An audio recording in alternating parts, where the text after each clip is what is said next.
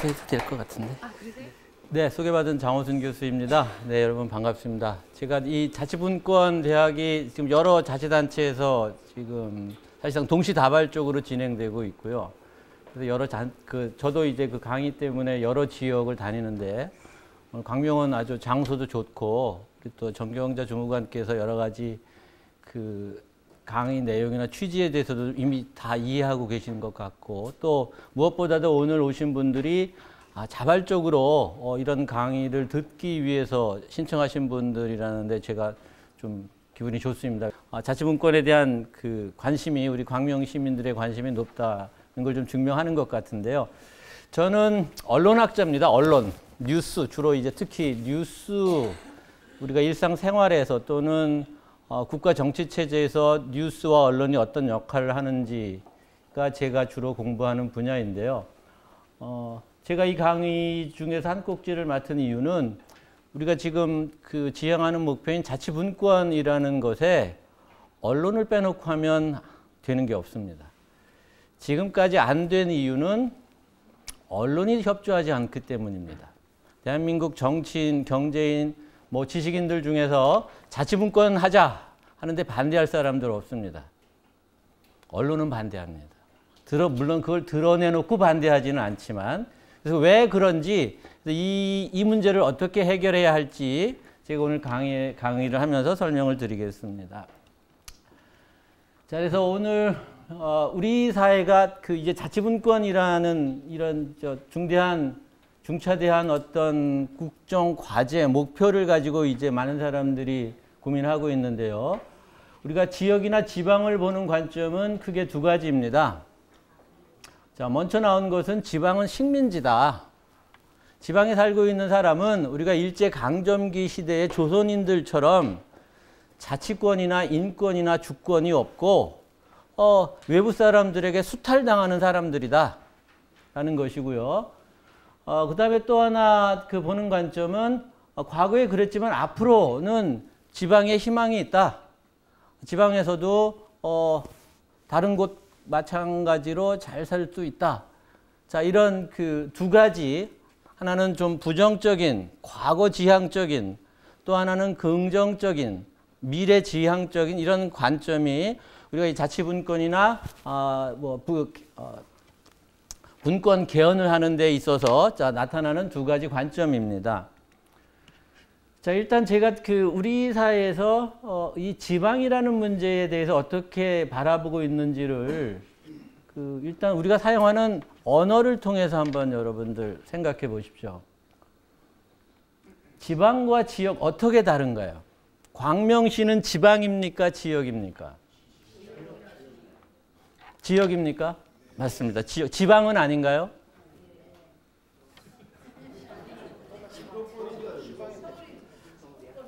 지방은 무엇의 반대인가요? 수도, 서울의 반대이죠. 그렇죠?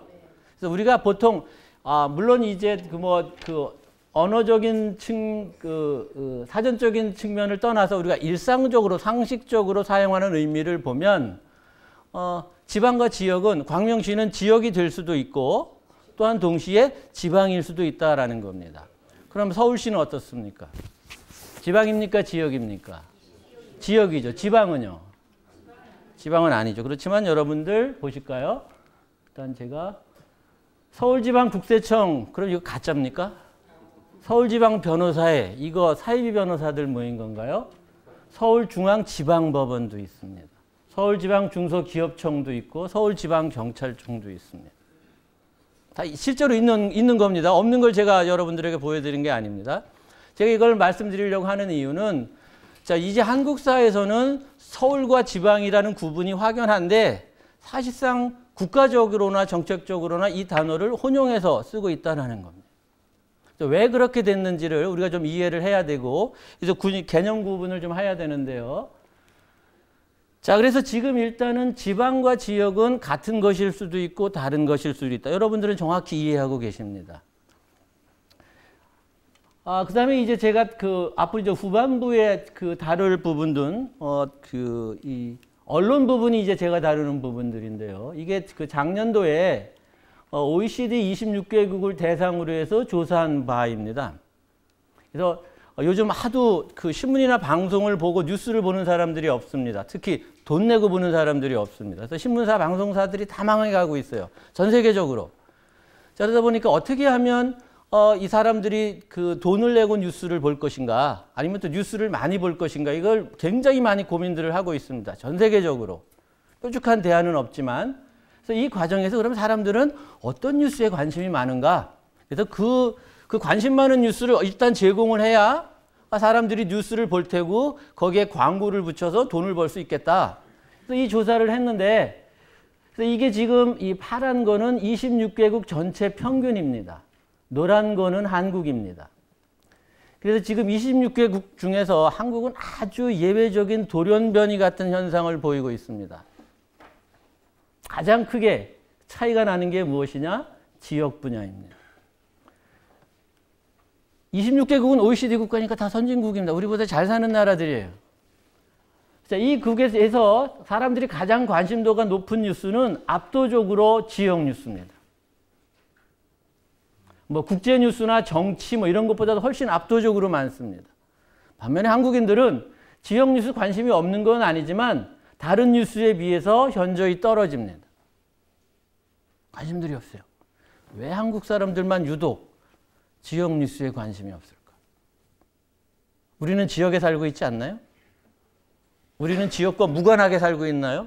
전 세계를 무대로 살고 있나요? 자, 이 부분에 대한 제가 설명을 하면서 왜 이런 현상들이 나타나는지, 왜 이런 글로벌 스탠다드와 확연하게 다른 현상들이 한국에서 나타나는지를 제가 설명을 드리고, 이것이 자치분권과 어떤 의미가 있는지 제가 설명드립니다. 자, 그래서 이제 강의 순서는 자, 일단 전반부 1시간은 제가 우리 지역사회에 대해서 좀 설명을 드립니다.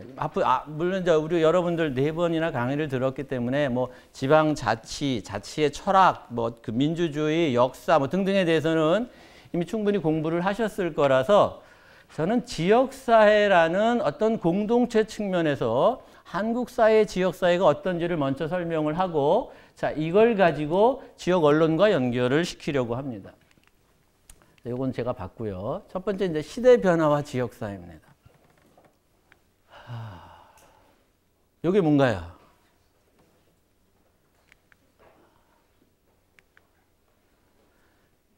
자, 이제 우리 한국인들의 필수품이죠? 여러분들은 어떤 걸 가지고 계십니까? 스마트폰을 갖고 계시든지 아니면 차의 내비게이션을 다루셨든지. 그럼 이거는 전에 없으셨나요? 옛날에 있었죠. 제가 지금 전국을 다니면서 강의를 해도 다 옛날에 있었답니다. 근데 제가 가르치는 대학생 애들은 잘 기억이 안 난대요. 어떤 분들은 심지어 아직도 차 뒤에 이게 있다고 하는 분들이 있긴 계시긴 한데, 실제로 이 전국 여행 도로 지도책이 1980년대 중반부터 90년대 초반까지 한국에서 가장 많이 팔리는 책이었습니다. 베스트셀러. 왜? 집집마다 이제 마이카 시대가 돼서 차를 사기 시작했고, 차를 운전하려면 길을 알아야 되죠. 그러니까 지도책이 필요했던 겁니다. 자, 그렇지만 이 지도책들이 이제 시대가 되면서 내비게이션이 등장하고, 이게 등장하면서 이게 한때 홈쇼핑에서 가장 많이 팔리는 물건이었습니다. 홈쇼핑 채널 틀면 다 이거 팔았어요. 집집마다 차마다 다 한 대씩 샀고, 근데 이제 팔지 않습니다. 안 팔려요. 왜? 스마트폰으로 있는, 저도 여기 오늘 광명시청 처음 와봤습니다. KTX 타고 지나가면서 저쪽이 광명시다라는 건 알았지만, KTX 이쪽에 있는 뭐 이케아는가 이런 그 쇼핑몰 이런 거 외에 이 광명시 안쪽으로 들어본 적이 없습니다. 근데 길을 전혀 몰랐어요. 근데 전혀 걱정할 필요가 없죠. 왜? 이 내비게이션 알아서 다 알려주니까. 아주 편리한 세상이랍니다. 자, 그러면 가격 비교하면 어떤가요? 어떤 게 제일 비싼 거예요? 100만 원 요새 그렇죠? 한때는 20만 원, 30만 원 하다가 요즘 10만 원으로 가격이 뚝 떨어졌습니다. 그래도 안 사요. 이제 누가 이건 이제 공짜로 줘도 사람들이 안 갖는 게 됐죠. 그럼 여러분 생각해 보십시오. 여러분 싼 물건이 좋습니까? 비싼 물건이 좋습니까? 비싼 물건이 좋죠. 비싼 물건을 사고 싶지만 우리는 경제적으로 살아야 됩니다. 근데 왜 우리가 만 원짜리로 해결할 수 있는 지도를 이 내비게이션에 달고 다니는 거예요. 여러 가지 편리하기 때문이죠. 어떤 점이 편리한 거예요? 금방 나오죠. 가장 커다란 지도는 다 똑같은 지도인가요? 다른 지도인가요? 이 차이가 무엇인지가 바로 우리가 지금 지역 언론이 얼마나 중요한지, 여러분들에게 지역사회가 얼마나 중요한지를 보여주는 징표입니다. 여러분들이 보이고 여러분들이 달고 있는 이 스마트폰 또는 내비의 지도는 여러분들이 지금 살고 있는 광명시 지도를 보여줍니다. 제가 지금 차에 들어가서 여러분들이 주차장에 있는 차에서 차를 켜서 스마트폰 내비를 켜면 지도는 여러분들이 있는 곳의 지도입니다. 미국 지도도 아니고 대한민국 지도도 아니고 중국 지도도 아니죠. 그래서 여러분들이 가는 지역마다 가는 곳마다 따라다니면서 지리 정보를 알려줍니다. 반면에 도로지도책은 그렇지 못하죠. 전국 지도도 있고 세계 지도도 있지만 내가 필요한 정보, 내가 있는 곳의 지도 정보를 주지는 못합니다. 내가 찾아가야 돼. 이 전국 도로 지도에 광명시가 얼마나 자세하게 나와 있을까요? 이 길, 골목마다 다 알려주는 이 지도에 비해서 훨씬 더 자세할까요? 자세하지 않을까요? 자세하지 않겠죠. 그럼 여러분들은 자세한 지도가 필요합니까? 대충 보여주는 지도가 필요합니까? 당연히 자세한 지도가 필요한 거죠. 자, 이것은 무엇이냐? 우리가 살아가는데 필요한, 우리가 지도, 운전하는 걸로 따진다면 우리가 필요한 것은 여러분들이 지금 필요한 지도는 뭐 청와대의 지도도 아니고 부산의 지도도 아니고 미국의 지도도 아니고 여러분들이 광명시에 살고 있는 어느 아파트 근처에 어느 직장 근처에 지도가 지금 당장 필요하고 그 지도를 가장 많이 이용합니다. 자, 그런데 우리가 사용하고 있는 뉴스는 어떠냐? 이따 뒤중에 보겠지만 그런데 뉴스를 보면 여러분들 한결같이 다 스마트폰으로 뉴스를 보십니다. 광명시가 나오는 적은 한 번도 없었을 거예요. 지난 1년 사이에. 왜냐하면 저도 접하지 못했으니까. 광명시장님께서 무슨 해외여행 가다가 무슨 그 사고를 쳤거나 무슨 큰 뇌물 사건이 터졌거나 아니면 여기서 대형 사고가 터지지 않는 이상 광명시에 관한 뉴스를 여러분들이나 저나 접할 리는 거의 없다라는 거예요. 자, 왜 그런지, 이게 왜 문제인지를 제가 설명드릴 겁니다. 자, 이 다 아는 사람들이죠. 누군가요? 모르는 사람 있습니까? 제가 여러분들께 물어보는 공통점입니다. 뭐가 공통점인가요? 여기 있는 6사람의 공통점 뭔가요? 대통령. 예, 일단 맞는 답 하나 나왔습니다. 중요한 강의의 기술이 이겁니다. 첫 번째 우선 모두 다 알 수 있는 문제를 한번 던진 다음에 그래서 자신감을 갖게 하고 그 다음에 이제 두 번째 이제 생각하게 만드는 겁니다. 첫 번째 너무나 쉬운 거죠. 두 번째 뭘까요? 남성 대통령들은 다 오른쪽으로 보고 있는데 여성. 예리하시네요. 네, 네. 저는 그것까지는 기대하지 못했는데. 자, 이 수업의 주제가 뭐였나요? 이 수업의 키워드가 뭡니까? 분권. 또 분권 앞에 뭘 분권하자는 거예요? 자치, 지역. 그래서 지역의 관점에서 보면 어디 사람들인가요? 서울 사람들인가요? 지방 사람들인가요? 그렇죠. 지방 사람들입니다. 대부분 경상도 사람도 있고 전라도 사람도 있고 사투리가 강한 지방 사람들이 대통령을 하셨습니다. 앞으로도 그럴까요? 글쎄. 이번 대선 후보까지도 다 지방 출신들이었습니다. 그래서 경상도 분들이고 이분은 경기도 파주시더라고요. 자, 이 문재인 정부가 출범하면서 장관들 청문회도 하고 했는데 봤더니 수도권이 7명, 그다음에 경북 등 지역 쪽으로 골고루 분포되어 있었습니다. 그래서 출신 지역을 지금 보는 건데요. 그러다 보니까 장관 후보자들 쭉 이제 그 면면들을 봤더니 경북, 상주, 청주, 정읍, 부산 그다음 고등학교를 봐도 부산, 대전 등등 한 분만 지금 서울 출신이고 다 지방 출신입니다. 광명 출신 분은 안 계시더라고요.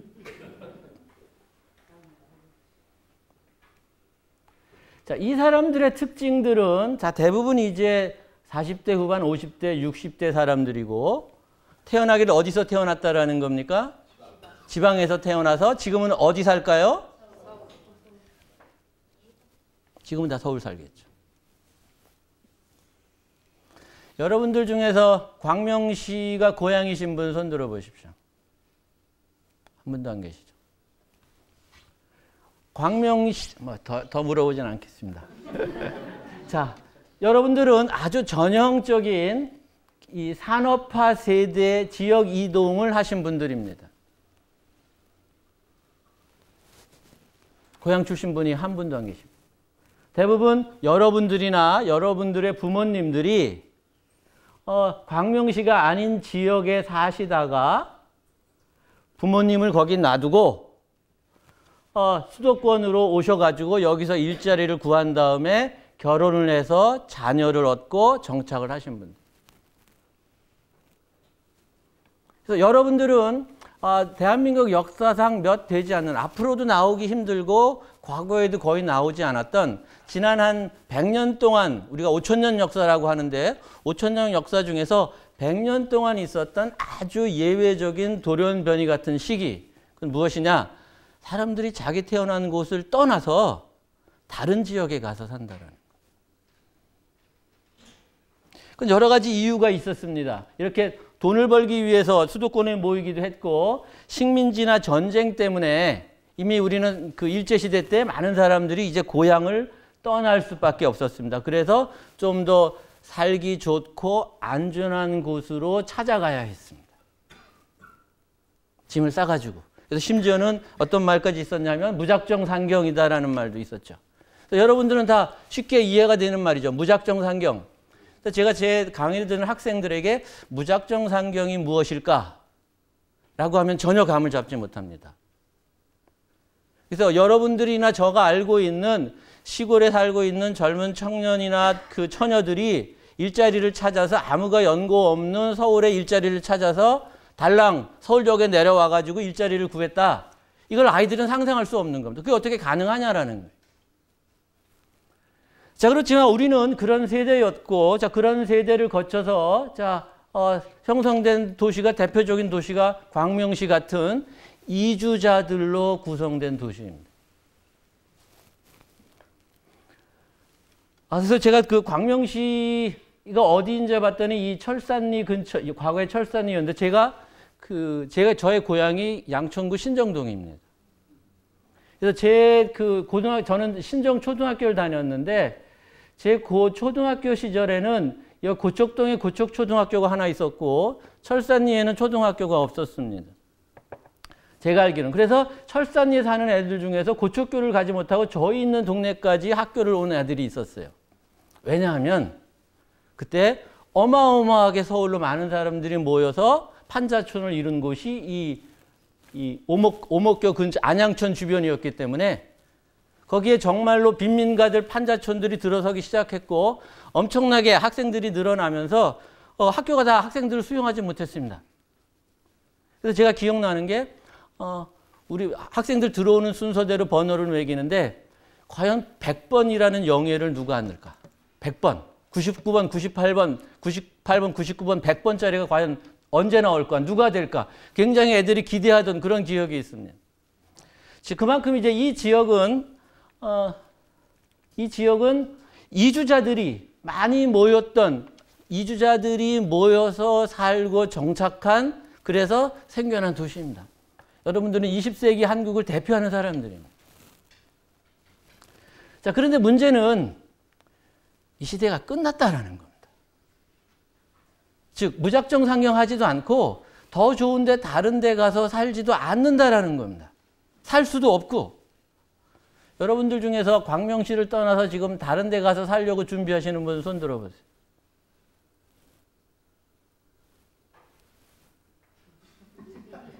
아마 무슨 아파트 값 때문에 뭐 직장 때문에 어쩔 수 없이 부득이하게 이 이사를 갈 수는 있겠지만 나는 광명시에서 도저히 못 살겠으니까 더 좋은 데로 가야 되겠다. 이렇게 하지는 않는다라는 겁니다. 제가 와서 봤더니 너무 살기 좋고 너무 편하고 전철까지 다 있고. 그럼 그 얘기는 무슨 얘기냐? 이제 우리 사회는 정착사회가 됐다라는 거예요. 상경할 필요도 없고 어디 갈 필요도 없습니다. 다른 나라 갈 필요도 없습니다. 이제 이민 가지 않습니다.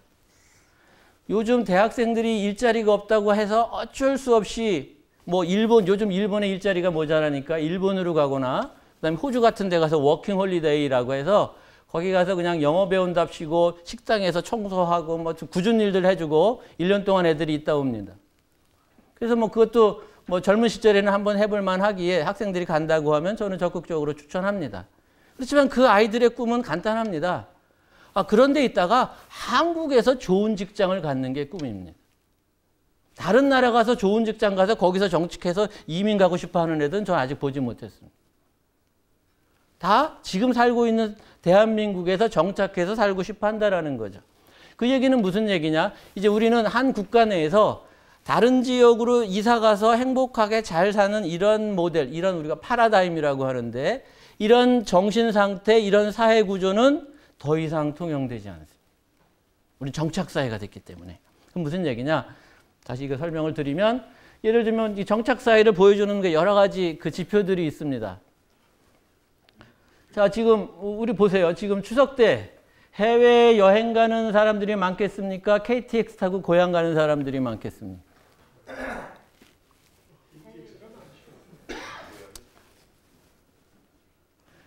100만 명이 연휴 기간 동안 100만 명이 나갑니다.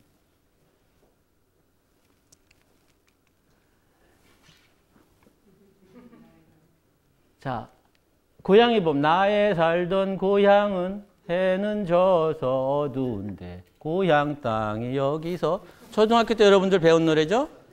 혹시 모르는 노래 있나요? 어디서 배우셨어요? 초등학교 때. 지금도 애들 배울까요? 지금 이제 초등학교 교과서에서 사라졌습니다.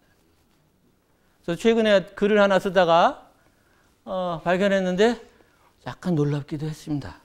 다른 노래는 몰라도 고향에 보면 우리 애국가나 아리랑 다음으로 전 국민들이 같이 부르는 노래인데 더 이상 아이들에게 안 가르칩니다. 안 가르칩니다.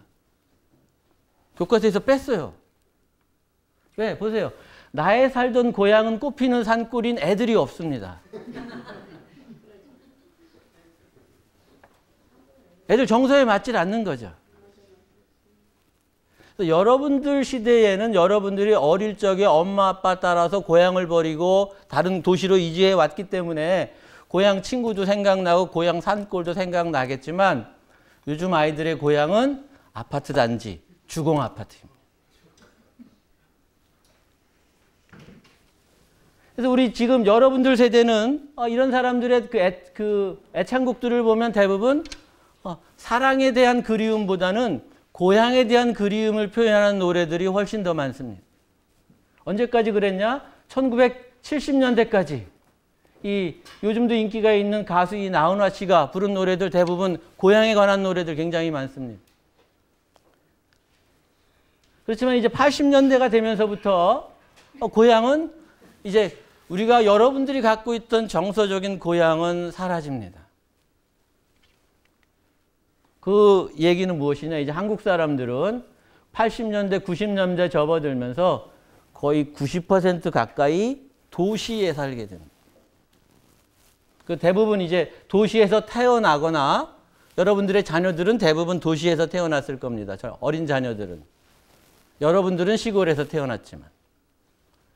이제는 모두 도시에 사는 사람들이고 도시와 도시를 옮겨갈 수는 있겠지만 거의 비슷비슷한 수준이기 때문에 뭐 부득이하게 직장이나 학교 때문에 옮겨가지 않는 이상 광명시 살다가 뭐 다른 어느 뭐 저 안양으로 저쪽으로 굳이 이사 갈 필요가 없는 자 그런 시대가 됐다라는 겁니다. 심지어는 어떤 시대가 됐냐 하면 이제는 아이들이 고향을 가지 않겠다. 꽃피는 산골에는 안 가겠다고 그래. 죽어도 안 가겠다라는 겁니다. 백수가 돼도 안 가겠다는 거예요. 왜냐하면 지금 얼마 전에 교대생들이 시위를 해가지고 좀 사회 문제가 된 적이 있는데, 요즘 초등학교 학생들이 이제 줄어드니까 교사들의 숫자, 모집하는 교사 임용하는 숫자도 줄여들 수밖에 없죠. 그러다 보니까 교대를 졸업한 학생들이 이제 일자리가 없어진다라는 겁니다. 특히 이 교대라는 것은 교사가 되라고 해가지고 교사가 되는데 필요한 훈련만 시키는 대학인데 거기 졸업하고 다른 걸 하기는 쉽지 않습니다. 그런데 그래서 학생들이 이제 그 데모를 하면서 왜 이렇게 그 임용 교사의 숫자를 축소했느냐 해가지고 문제 제기를 해서 이제 처음에는 좀 안타깝구나 라는 여론들이 있었는데 나중에 봤더니 어떤 지역에서는 교사를 구할 수 없는 지역들이 있다. 충청도나 전라도 같은 꽃피는 산골이 있는 그런 지역의 초등학교에서는 교사들이 없다라는 거예요. 교사들을 뽑을 수 없다라는 겁니다. 교대생들도 졸업해서 거기 가려고 하지 않고 거기 있는 교사들조차도 빨리 지금 도시에 있는 학교로 가려고 시험 봐서 서울로, 광주로, 대도시로 간다라는 거예요. 자, 그래서 이런 고향에 대한 그리움이 아니라 이제 우리는 고향에 대한 거부감 속에서 살고 있는 이런 시대가 됐는데 이게 예외적인 것 같지만 지금이 정상이다라는 거예요. 여러분들이 어린 시절이 비정상이에요.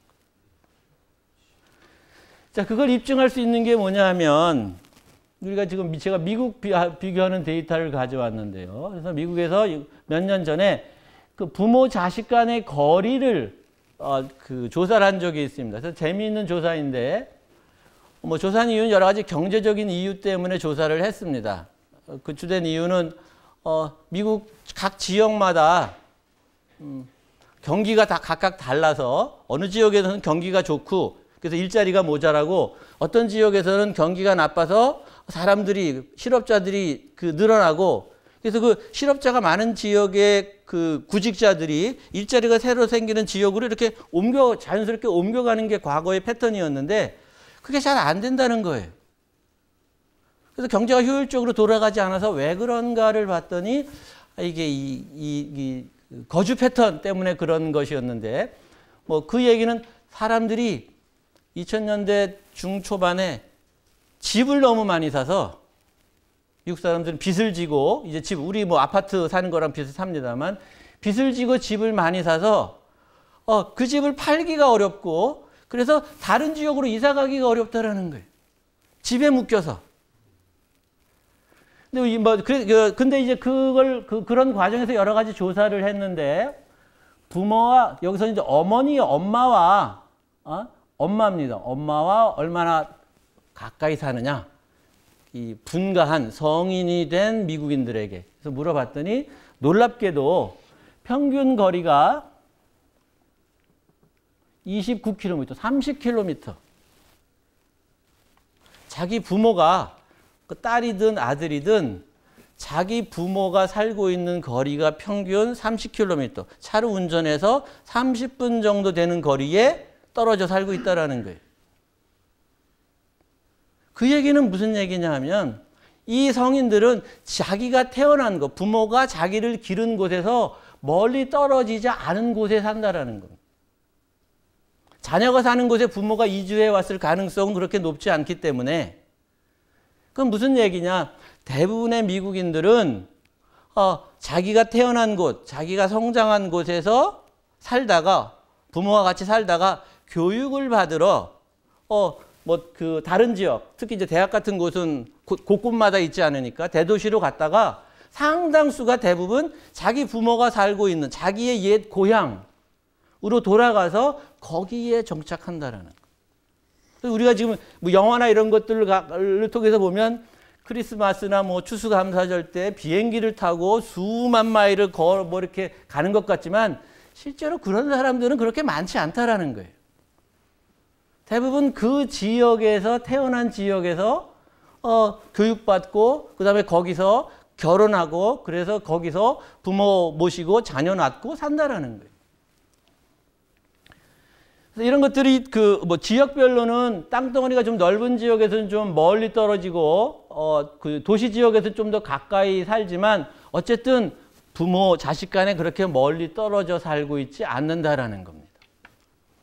그건 얘기냐? 고향을 별로 그리워할 필요가 없다라는 거죠. 여러분들의 자녀들처럼.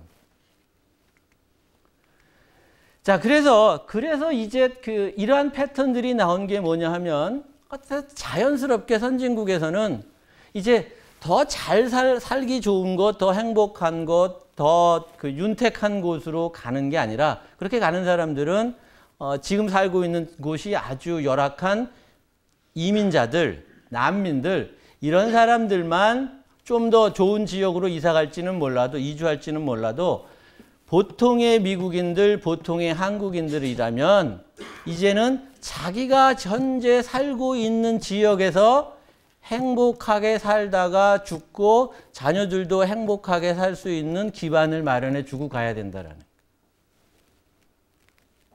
여러분들의 자녀들이 광명시 말고 다른 데 가서 이사 가서 살 수는 있겠지만 그럴수록 핸디캡이 훨씬 많습니다. 친구들도 없고 아는 사람도 없고 지리도 잘 모르고. 자, 그래서 실질적으로 우리는 지난 100년 동안 아주 예외적인 상황에서 이사 가서 행복하게 사는 꿈을 꿨는데 이제는 그러지 말고 과거처럼 그리고 앞으로 미래에도 지금 살고 있는 곳에서 어떻게 더 행복하게 살까? 이 생각을 해야 된다라는 겁니다. 근데 이거는 아주 예외, 지금 우리 세대에게는 아주 새로운 발상이고 새로운 파라다임이고 새로운 사고방식이지만 과거나 선진국을 보면 당연한 거였습니다. 그래서 우리가 흔히 우리 자치의 역사 여러분들 뭐 간단히 우리 다른 수업에서 배우셨겠지만 자치라는 것이 전혀 이질적인 외래, 뭐 서양 문명, 서구 민주주의의 산물만 있는 건 절대 아닙니다. 우리 대한민국은 이씨 조선 또는 과거 고려까지 거쳐가면서 이미 자치를 통해서 국가체제를 안정적으로 운영하는 아주 좋은 전통이 있었습니다.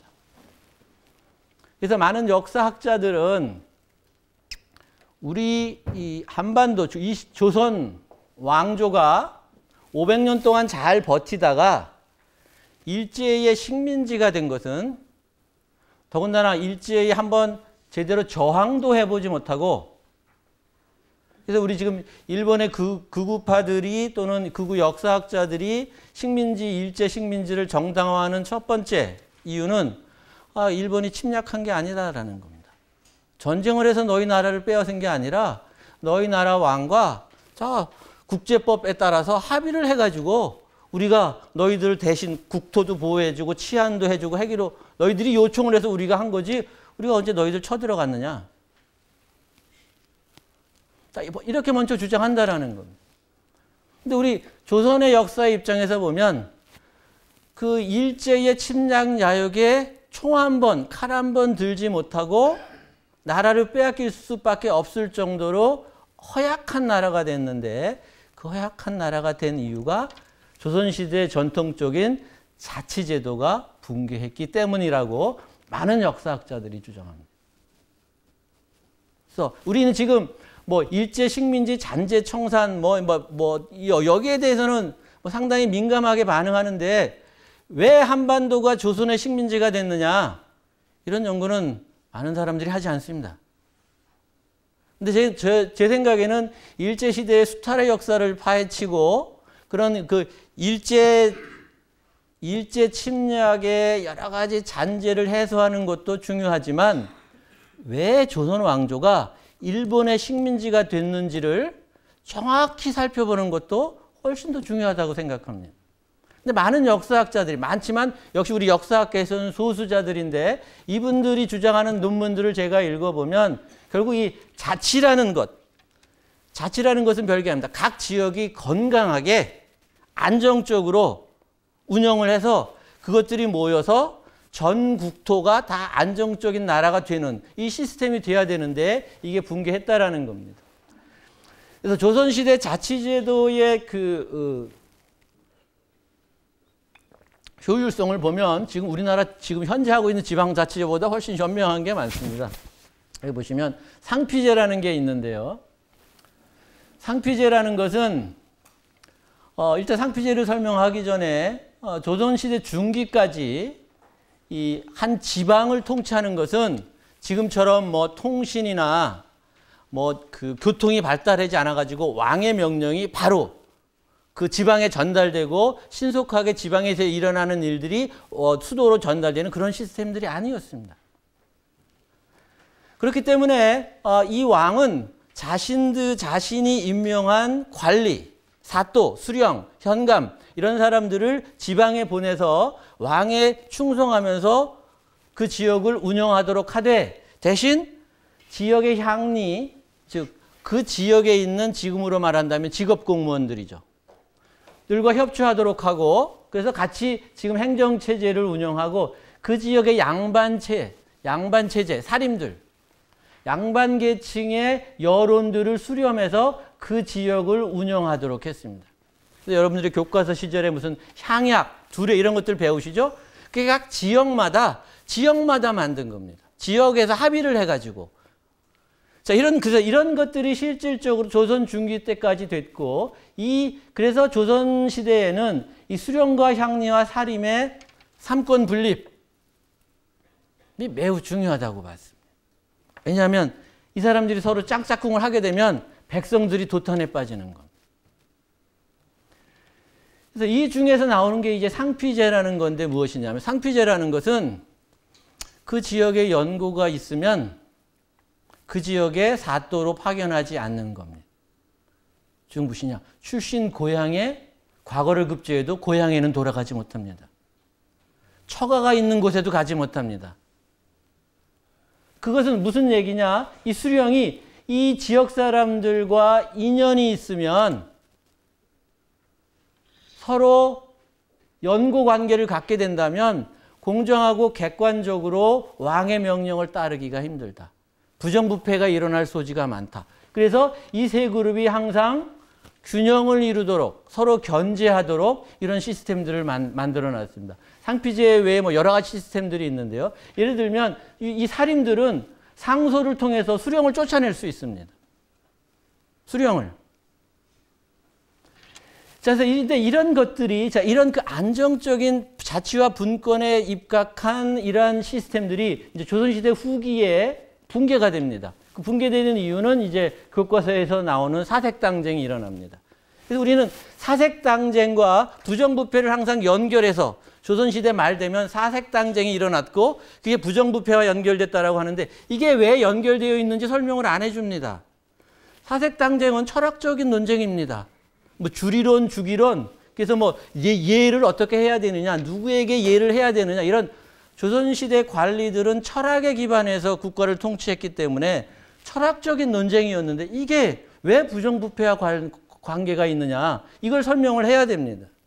이게 부정부패가 된 이유는 이 수령을 보내는 데 있어서 당쟁이 일어나면서 이 수령을 이제 능력에 입각해서 그 지역의 연고에 없는 사람을 보내는 이 시스템이 무너지고 상피제가 없어지고 이 사색 당쟁에서 이긴 그 당파들이 자기네들에게 우호적인 사람들을 자기네들 근거 지역에 배치하는 이런 시스템이 된다라는 거. 그러니까 당연히 여기서 나올 수 있는 건강한 지역 운영 체제가 붕괴하게 되고 그러다 못해서 이제 나온 게 뭐냐면 소위 말하는 암행어사라는 거. 암행어사로 제일 유명한 사람은 누굽니까? 이몽룡, 변학도. 그렇죠? 박문수. 그럼 이몽룡이 남원 출신의 이몽룡이 남원의 사또로 가는 게 아니라 암행어사로 갑니다. 자, 그래서 이 암행어사 같은 제도를 만들었지만 이것 가지고는 실제로 이미 그 붕괴한 그 지역 운영 체제를 갖추지 못합니다. 그래서 이 과정에서 결국 지역의 여러 가지 홍경래난 뭐 동학혁명 등등등 지역에서 이제 그 반란들이 일어나기 시작했고 이 과정에서 이제 조선 왕조는 매우 허약해지기 시작합니다. 근데 이 지방자치라는 것은 그래서 우리는 이 좋은 지방자치의 전통이 있었다는 것을 제가 말씀드리려고 하는 것이고요. 심지어는 일제 식민지 시절에도 지방자치를 했습니다. 일제 시대에도 도의회가 있었고 군의회가 있었습니다. 단지 이제 일제 식민지 시대에는 도의회, 군의회는 누가 했을까요? 군의원, 도의원, 군의원은 누가 했을 것 같아요? 독립운동 하시는 분들이 했겠습니까? 친일파들이 했겠습니까? 일제시대 지금 그 한반도에 그 일본인들이 가장 많았을 때가 인구조사를 보면 한 30만 명이었다고 합니다.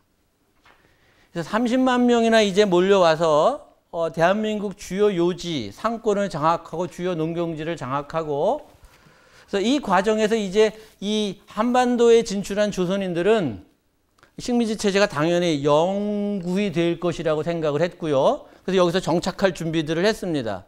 그래서 이 과정에서 이제 이 사람들의 불만이 무엇이었냐 하면 일본 본토에서는 지방자치를 하는데 왜 여기 한반도에서는 식민지라고 지방자치를 안 하느냐. 그건 인권 침해다. 민주주의에 위반된다. 자, 그래서 이 일제시대 식민지 시대에 지방자치를 하게 된 겁니다. 그래서 일제시대 식민지치는 선거권이나 피선거권은 일본인들에게 주어진 거고요. 그렇지만 그렇게 하면 여러 가지 식민지 지배 논리가 맞지 않습니다.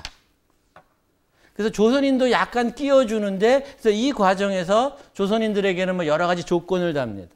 뭐 재산, 교육. 자, 그러다 보니까 여러분들이 뭐 예상하신 대로 소위 친일파로 간주될 수 있는 사람들이 그 당시에 기득권 계층들이 결국은 지방자치에 일제시대에 참여하게 됩니다. 그럼 여러분들 생각해 보십시오. 그 당시 그 국민적 정서에서 그런 도의회나 군의회의 의원이랍시고 나서는 조선인들에 대한 국민들의 평판이 어떻겠습니까? 좋았을 리가 없겠죠.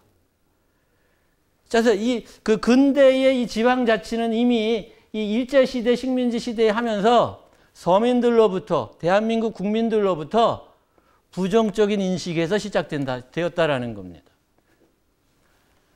자, 그래서 이제 우리가 해방이 되고 지방자치를 그래도 해야 되기 때문에 지방자치를 한다고 하고 선거를 했지만 지지부진하다가 이제 1960년대 군사독재를 하면서 이제 모든 권한은 수도 서울로, 청와대로 모이는 이런 중앙집중 집권주의, 권위주의 시대가 되면서 지방자치는 이제 보류한다. 1960년부터 그래서 1995년에 부활될 때까지 35년 동안 지방자치를 하지 못합니다. 그래서 한 세대를 하지 못합니다. 여러분들 생각해 보세요. 일제시대 때 지방자치에 대한 기억이 있었던 나이 드신 분들 그거 별거였어. 그 브로커 같은 놈들, 친일파 이런 놈들만 하는 거였어. 그 다음에 이제 1990년대 들어서면서부터 지방자치를 해야 된다고 하는데 여태까지 안 하고도 잘 살아왔는데 왜 해? 뭐가 문제야? 자, 이런 시각들이 이제 지방에 팽배하게 됩니다. 대한민국 사회에 팽배하게 됩니다. 민주주의 모든 국가에서 하는 지방자치가 유독 민주주의 국가라고 하는 한국에서 제대로 뿌리내리질 못하는데요. 자, 이게 지금 이 시대에 우리가 민주주의 국가에서 나름대로 언론의 자유, 표현의 자유가 보장되고 개인의 인권이 보장되는 대한민국 국가에서 살게 된 그런 계기가 마련되는 게, 자, 여러분들 뭐 저와 비슷한 또래니까 다 생생히 기억나실 겁니다. 6.29 선언입니다. 시민혁명 이후에 이제 군사 독재자들이 이제 우리 물러나겠다. 그래서 그 당시 6.29 선언을 하면서 약속한 것들입니다. 그래서 평화적인 정권 이양해 주겠다. 대통령 선거법 개정해서 공정한 선거 하겠다. 김대중과 같은 이제 정치범들, 시국사범들 사면하겠다. 인간의 존엄성 및 기본 인권 신장해 주겠다. 언론 자유 해주겠다. 지방자치 및 교육자치 하겠다. 정당의 건전한 활동 보장하겠다. 정당 활동 보장하겠다. 지켜졌습니까? 안 지켜졌습니까? 대부분 다 지켜졌습니다. 보는 사람에 따라서 이게 얼마나 잘 지켜졌느냐에 대한 판단은 다를 수 있지만, 자, 이런 것들이 우리가 그 군사독재를 종식하고 나서 대한민국 사람들이 한국을 민주주의인 국가를 만들기 위해서 노력하고 희생하면서 이런 것들을 다 성취를 했습니다. 그래서 식민지와 군사독재를 거친 그런 국가 중에서 거의 예외적으로 민주주의와 기본적인 인권이 보장되는 그런 나라가 됐습니다. 빠르게 30년 만에. 가장 지지부진한 게 뭡니까? 지방자치, 교육자치입니다. 가장 지지부진한 게, 가장 안 되고 있는 게. 이게 왜 안 되고 있는지를, 자, 그래서 이게 잘 안 되니까, 지방자치라는 말을 슬쩍 이제 빼고, 자치분권, 지방분권, 자치분권 등 이제, 용어들을 바꾸기 시작합니다. 정치권에서. 뭐 이런 것들은 전략적인 의도일 수도 있지만, 이제 너무 지방자치를 95년부터 했는데 대한민국 국민들이 좀 미온적이고 특히 언론에서 부정적이고 언론에서 관심이 없고 자 그렇게 하다 보니까 이제 이것을 우리가 약간 프레임을 바꾸자. 그래서 이제는 이제 자치분권 이렇게 이제 바꾸기 시작했는데 이 과정에서 자치를 강조하기보다는 격차를 강조하는 자, 이런 사람들이 이제 나타나기 시작합니다. 그건 무슨 얘기냐? 지역 간의 불균형이다. 그래서 민주화가 되면서 정치적으로는 1인 1표. 그러니까 정치적으로는 어느 정도 균형을 이뤘는데 경제 사회적으로 봤더니 여전히 불균형이 심하다. 그래서 이 지역 간의 경제 불균형. 그래서 이제 과거에는 지역 간의 불균형, 지역 차이, 지역 감정하면 영남과 호남 간의 감정. 군사독재 시절에는 그것이 일정 정도 이제 뭐 민주화 이후에도 약간 뭐 지속되긴 했지만 자, 이 영호남 간의 갈등의 프레임은 이제 중앙에 있는 사람들이 자신들의 권력을 유지하기 위해서 지방에 있는 사람들을 분열시키는 책략이었습니다. 영남, 호남 다 살기 힘들었습니다. 상대적으로 수도권에 비해서. 자, 그래서 어쨌든 이런 실질적으로는 수도권과 지방 간의 격차가 심해지고 도시와 이제 농어촌 간의 격차 이런 것들이 상당한 차이를 보이게 됩니다. 근데 이게 문제가 무엇이 민주화가 됐는데도 해결되는 게 아니라 오히려 더 심화된다라는 거예요. 그래서 군사독재의 어떤 장단점들이 있는데 그래서 경제성장도 하고 일자리도 만들고 이런 것들도 있지만 지역 간의 불균형을 만들어놨다. 이런 것들을 이제 많은 경제학자나 정치학자들이 주장합니다. 그럼 우리가 지난 이제 80년 이후에 지금 30년 동안 민주주의를 했는데 왜 그 격차를 해소하지 못하느냐? 자, 이 부분에 대해서 이제 문제가 생기기 시작합니다. 자, 그러면서 이제 정치인들이 이 격차를 해소를 안 할 수 없는 지경에 이제 이르게 됩니다. 사실상 이제 민주주의 국가가 와해하는 또는 불안해지는 가장 첫 번째 지름길은 지역 간의 불균형입니다. 그럼 국가 체제가 이제 흔들리기 시작합니다. 우리 지역에 오지 말아라. 너희 지역에 안 가겠다. 왜 그렇게 돈을 너희들은 많이 쓰느냐. 자, 그래서 국가가 공동으로 협력해서 해야 하는 것 대신 지역 간에 서로 빼앗아가고 서로 싸우고 이 과정에서 이제 우리가 흔히 말하는 내우가 발생하는 겁니다. 그래서 대부분의 국가들이 외세의 침략에 의해서 붕괴하는 것보다 지역 간의 갈등으로 인해서 붕괴하는 경우들이 훨씬 더 많았습니다.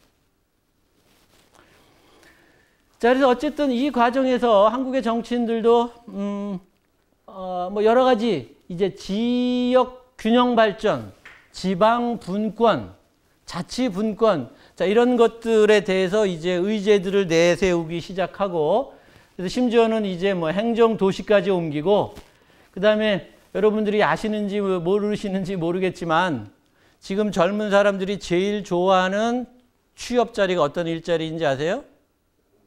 공기업입니다. 공무원보다 공기업을 더 좋아합니다. 왜? 월급이 훨씬 많기 때문에. 근데 이미 이 대부분의 공기업들이 지방으로 다 지금 가 있습니다. 좋은 일자리들이 다 지금 지방으로 옮겨놨어요. 그래서 우리가 삼성이나 현대 같은 무슨 대기업들의 본분을 움직이지 못하지만 국가가 운영하는 공기업들은 이미 상당수 지금 지방으로 다 분산해 놨습니다. 그래서 이런 이제 지역 간의 균형 발전들을 하고 있는데 문제는 국가가 정책적으로 이렇게 한다 하더라도 그것을 지역에서 지역 주민들이 받아들이지 않는다. 지역 주민들이. 무슨 얘기냐? 아까 제가 말씀드린 것처럼 첫 번째는 아직도 여러분들은 우리 세대는 여러분들이나 저나 우리 세대들은 내가 살고 있는 지역을 살기 좋은 지역으로 만든다는 생각보다는 어딘가 더 살기 좋은 지역이 있을 거니까 나는 못 가더라도 내 자식이라도 거기에 보내야지 하는 생각들을 갖고 있다라는 거. 신기루 같은 망상이죠. 어마어마한 비용이 실현될 가능성도 낮고 어마어마한 비용이 들어가야 됩니다. 우리 과거에 60년대, 70년대 저 지방에서 올라와 가지고 이 안양천 근변에서 살면서 일을 해서 저축을 하고 가정을 꾸리고 지금은 번듯한 아파트에서 중산층으로 성장하는 이런 모델들이 여러분들 자녀에게는 통하지 않는다라는 겁니다. 그런 데가 없다라는 거예요. 근데도 아직도 많은 사람들은 고향은 생각해도 고향은 그리워해도 고향 노래는 불러도 내가 살고 있는 지역이 지금 어떤지, 내가 살고 있는 지역에서 내가 무엇을 해서 우리끼리 힘을 합쳐서 뭘 해서 어떻게 더 살기 좋은 지역을 만들어야 할지 이런 부분들에 대해서는 미안하지만 별 관심이 없습니다. 광명시만 그런 게 아니라 대부분의 지역이 그렇습니다. 자, 그런데 지금 그나마 이제 우리가 지방자치를 한다고 하면서 그래도 지방자치를 하긴 하죠. 지방자치 누가 합니까? 시장 혼자서 합니다. 군의회, 시의회. 그래서 우리는 지방자치하면 행정기관이 하는 걸 지방자치라고 생각하는 자, 이런 정도가 됐다라는 겁니다. 실질적으로 이제 그 지역사회라는 것은 여러분들 지역 주민들입니다. 근데 이 지역사회라는 것은 단순한 행정구역이기도 하지만 행정적인 권한, 행정력만 적용되는 것이 아니라 인간의 삶에 다양한 역동성 있는 경제활동이나 정보활동이나 다양한 것들이 서로 엮여서 움직이는 겁니다. 그래서 이 지역사회는 그 주민들이 모여 살고 있는 일정한 공간인데 여기에는 이 지역사회를 잘 꾸려가기 위해서는 지역 주민들이 다 모래알 같은 사람들이라 다 자기 먹고 사는데 바쁜 사람들이라 자기 가정 꾸리고 나의 앞가림하기 바쁘기 때문에 내가 살고 있는 지역까지 신경 쓸 여력이 없어요. 여러분들은 아주 예외적인 정말 예외적인 40만 광명 시민 중에서 아주 예외적인 한 20명 될 겁니다. 지역에 관심 있는 분들. 대부분의 사람들은 내 자식, 나의 일, 나의 직장, 내 집 여기 수준을 벗어나지 못합니다. 내 앞마당 앞에 있는 눈이 쌓여도 내 관심이 아닙니다. 그렇지만 이렇게 모래알 같은 사람들이 모여 있지만 뭔가 그 사람들을 대표하는 사람들이 있어서 그 지역을 꾸려 나가줘야 된다라는 거예요. 국가도 그렇듯 지역도 마찬가지인데 근데 문제는 그것을 지방정부, 시장 혼자서 공무원들만 하고 하는 것이 아니라 그 지역에 정당도 있어야 되고 시민단체도 있어야 되고 언론도 있어야 돼요. 근데 지금 이제 우리나라의 어떤 그 지역사회는 지방정부 정도는 있는데 정당이나 시민단체, 언론 자, 이런 그 지역사회의 공동의 이익 그러니까 자기네들의 나 개인의 이익만이 아니라 지역사회 전체의 이익을 대변해 줄 만한 그러한 집단 세력들이 매우 취약하다라는 거예요. 그래서 우리가 자치하면 대부분의 사람들은 행정자치 그래서 뭐 행정 서비스 좋아진 거 좋다 뭐 여러 가지 복지 행정 해주는 거 좋다 그런 것들에 대한 만족도는 좀 높아지긴 했습니다. 자, 그런데 문제는 이게 우리가 알고 있는 자치를 행정 정치적인 영역에서만 자치를 하다 보니까 이게 금방 이 중앙정치의 포섭이 되었습니다. 중앙정치에 물이 들었다라는 겁니다. 중앙정치의 하부구조, 부하, 하수인. 그건 무슨 얘기냐? 지금 현재 우리 지방자치를 지방의회나 잔치장들이 거의 다 그 사람들이 하는 걸 다라고 생각하다 보니까 이 사람들은 선거에 의해서 뽑혀지는 사람들이죠. 그래서 언뜻 보면 지역 주민들의 의사를 잘 대변하는 사람들 같습니다. 민주적인 선거를 거쳐서 뽑으니까. 근데 과연 그런가요? 역대 우리 지방선거 투표율은 처음 했을 때는 좀 높았지만 계속 이제 낮아지고 있고 별 관심들이 없습니다. 그 주된 이유 중에는 지방자치 무용론, 그나물의 구밥이다. 누가 하든 상관없다. 무슨 차이가 있겠느냐. 그래서 자기 지역의 대표자를 뽑는데 별 관심이 없습니다.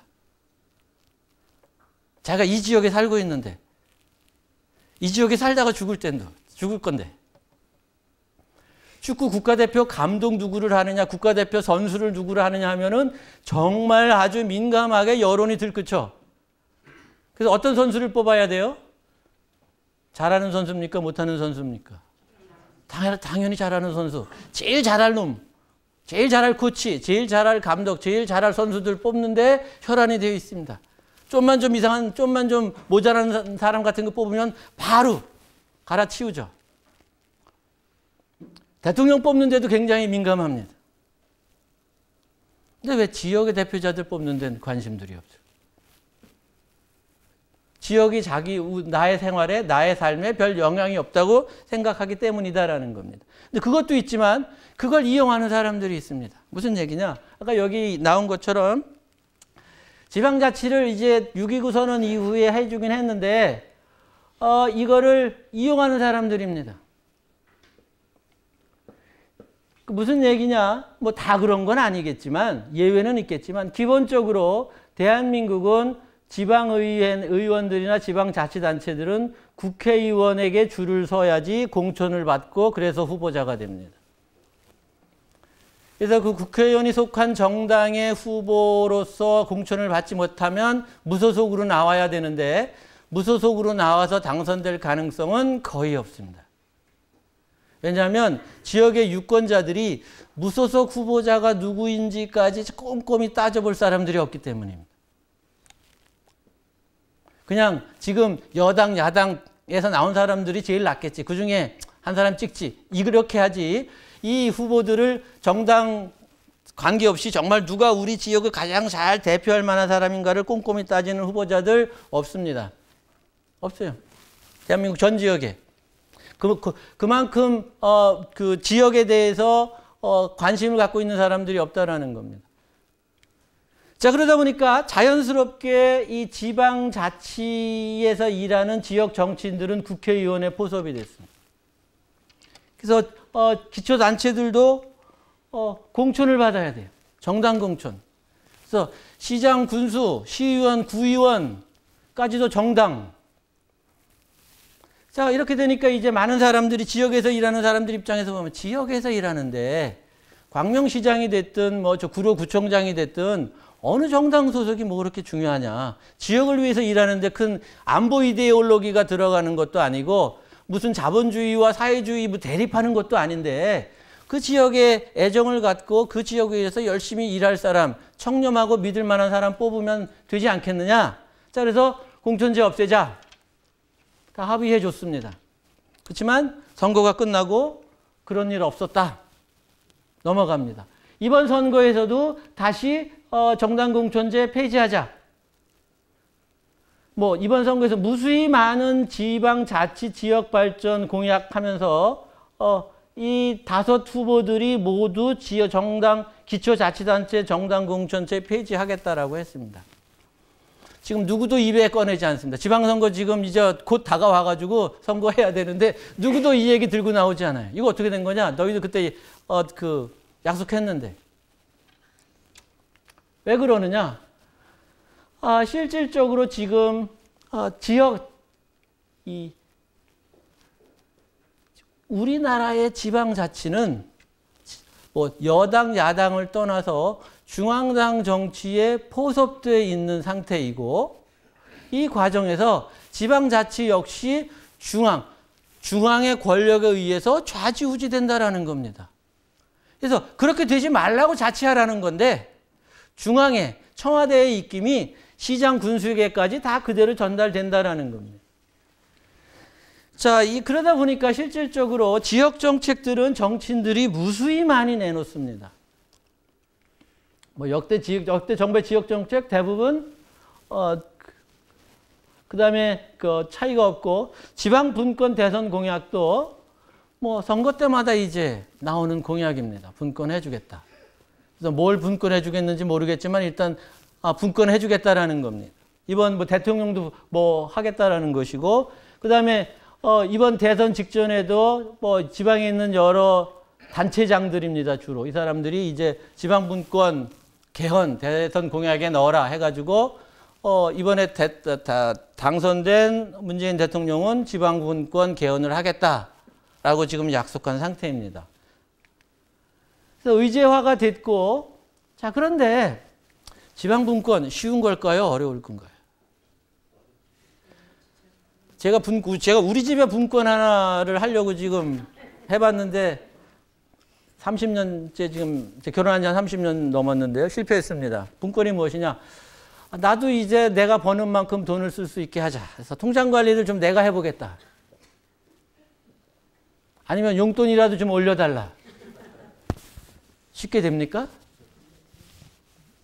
한 번은 부부싸움하고 뭐 이렇게 싸우다가 이제 통장 관리 내가 할 거야 라고 했더니 이제 뭐 이혼할 기세로 달려들었습니다. 갈라서 자는 거야? 자, 이런 식으로. 가장 믿는 남편임에도 불구하고 남편에게 어떤 권한을 주는 것을 두려워하기 때문입니다. 여러분들 여러 자녀들을 가지고 있죠? 그래서 여러분들이 이제 돌아가실 때 자녀들에게 유산을 물려줘야 될 겁니다. 어떻게 물려줘야 됩니까? 여러분들 가장 사랑하는 자식에게 가장 많이 줄 겁니까? 공정하게 줘야죠. 근데 대부분 형제 간의 분란이 일어나는 건 뭐 때문에 일어나는 거예요?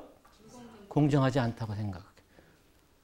공정의 기준이 다르다라는 겁니다. 어느 부모가 어떤 자식에게 공정하지 않게 재산을 나눠주고 싶겠어요? 정상적인 가정이라면? 그럼에도 불구하고 자녀들은 수백억의 재산, 수천만 원의 재산을 가지고 액수에 관계없이 싸웁니다. 저희 모친이 9남매에서 태어났는데요. 이복 형제들입니다. 제가 외할머니가 두 명이나 있었어요. 그래서 외삼촌도 작은 집 외삼촌, 큰 집 외삼촌 9명이 있는데 9명이 사이가 너무 좋아요. 지금도 거의 한 2달, 3달에 한 번씩 다 모여가지고 같이 밥 먹고 명절 때도 항상 같이 모이고 흔히 이복 형제 간에 있는 어떤 분란이나 싸움 이런 걸 찾아볼 수가 없어요. 그래서 저는 그게 당연하다고 생각했어요. 근데 이제 성장하면서 이게 왜 이렇게 가능할까? 왜 우리 삼촌과 이모들은 이렇게 사이가 좋을까? 다른 집들은 안 그렇다는데 봤더니 우리 외할아버지가 아주 현명하셔서 돌아가실 때 재산을 한 푼도 안 남겨놓으셨어요. 쫄딱 망하고 돌아가셨어요. 그러니까 형제 간에 서로 의지하고 서로 도와주고 하는 이게 오히려 훨씬 더 도움이 됐다라는 겁니다. 근데 만약에 우리 외할아버지가 어디다 땅이라도 하나 숨겨놨었다. 이제 그걸 나눠줘야 되겠다라고 한다면 문제가 복잡해졌을 겁니다. 근데 여러분들 나라의 분권, 나라의 권한, 이제 서울시에서 버는 돈, 기획재정부가 갖고 있는 돈, 뭐 국토건설부가 결정할 거, 자 이런 것들을 이제 각 지역에서 알아서 결정하도록 자 이렇게 바꾼다는 건데 이게 얼마나 어려운 걸까요? 그래서 이걸 하려면 정말 머리 맞대고 한참 동안 논의하고 싸우고 합의해야 되고 양보해야 되고 줄다리기 해야 되고 하는데 지금 다들 지방분권 개헌한다고 하는데 글자 몇 개만 바꾸면 헌법조항 몇 개만 바꾸면 될 것처럼 이렇게 얘기를 하고 있는데 자 커다란 오산이다라는 거죠. 자 그렇게 되는 이유는 지방분권에 우리 언론이 이제 언론 문제로 넘어가는데요. 언론이 관심이 없기 때문입니다. 그래서 언론이 왜 지방에 얼마나 관심이 없는지를 보여주는 게 우리 지난 대선 토론에서 나타났습니다. 요거는 제가 10분 쉬었다가 다시 하도록 하겠습니다. 네, 10분간 휴식하겠습니다.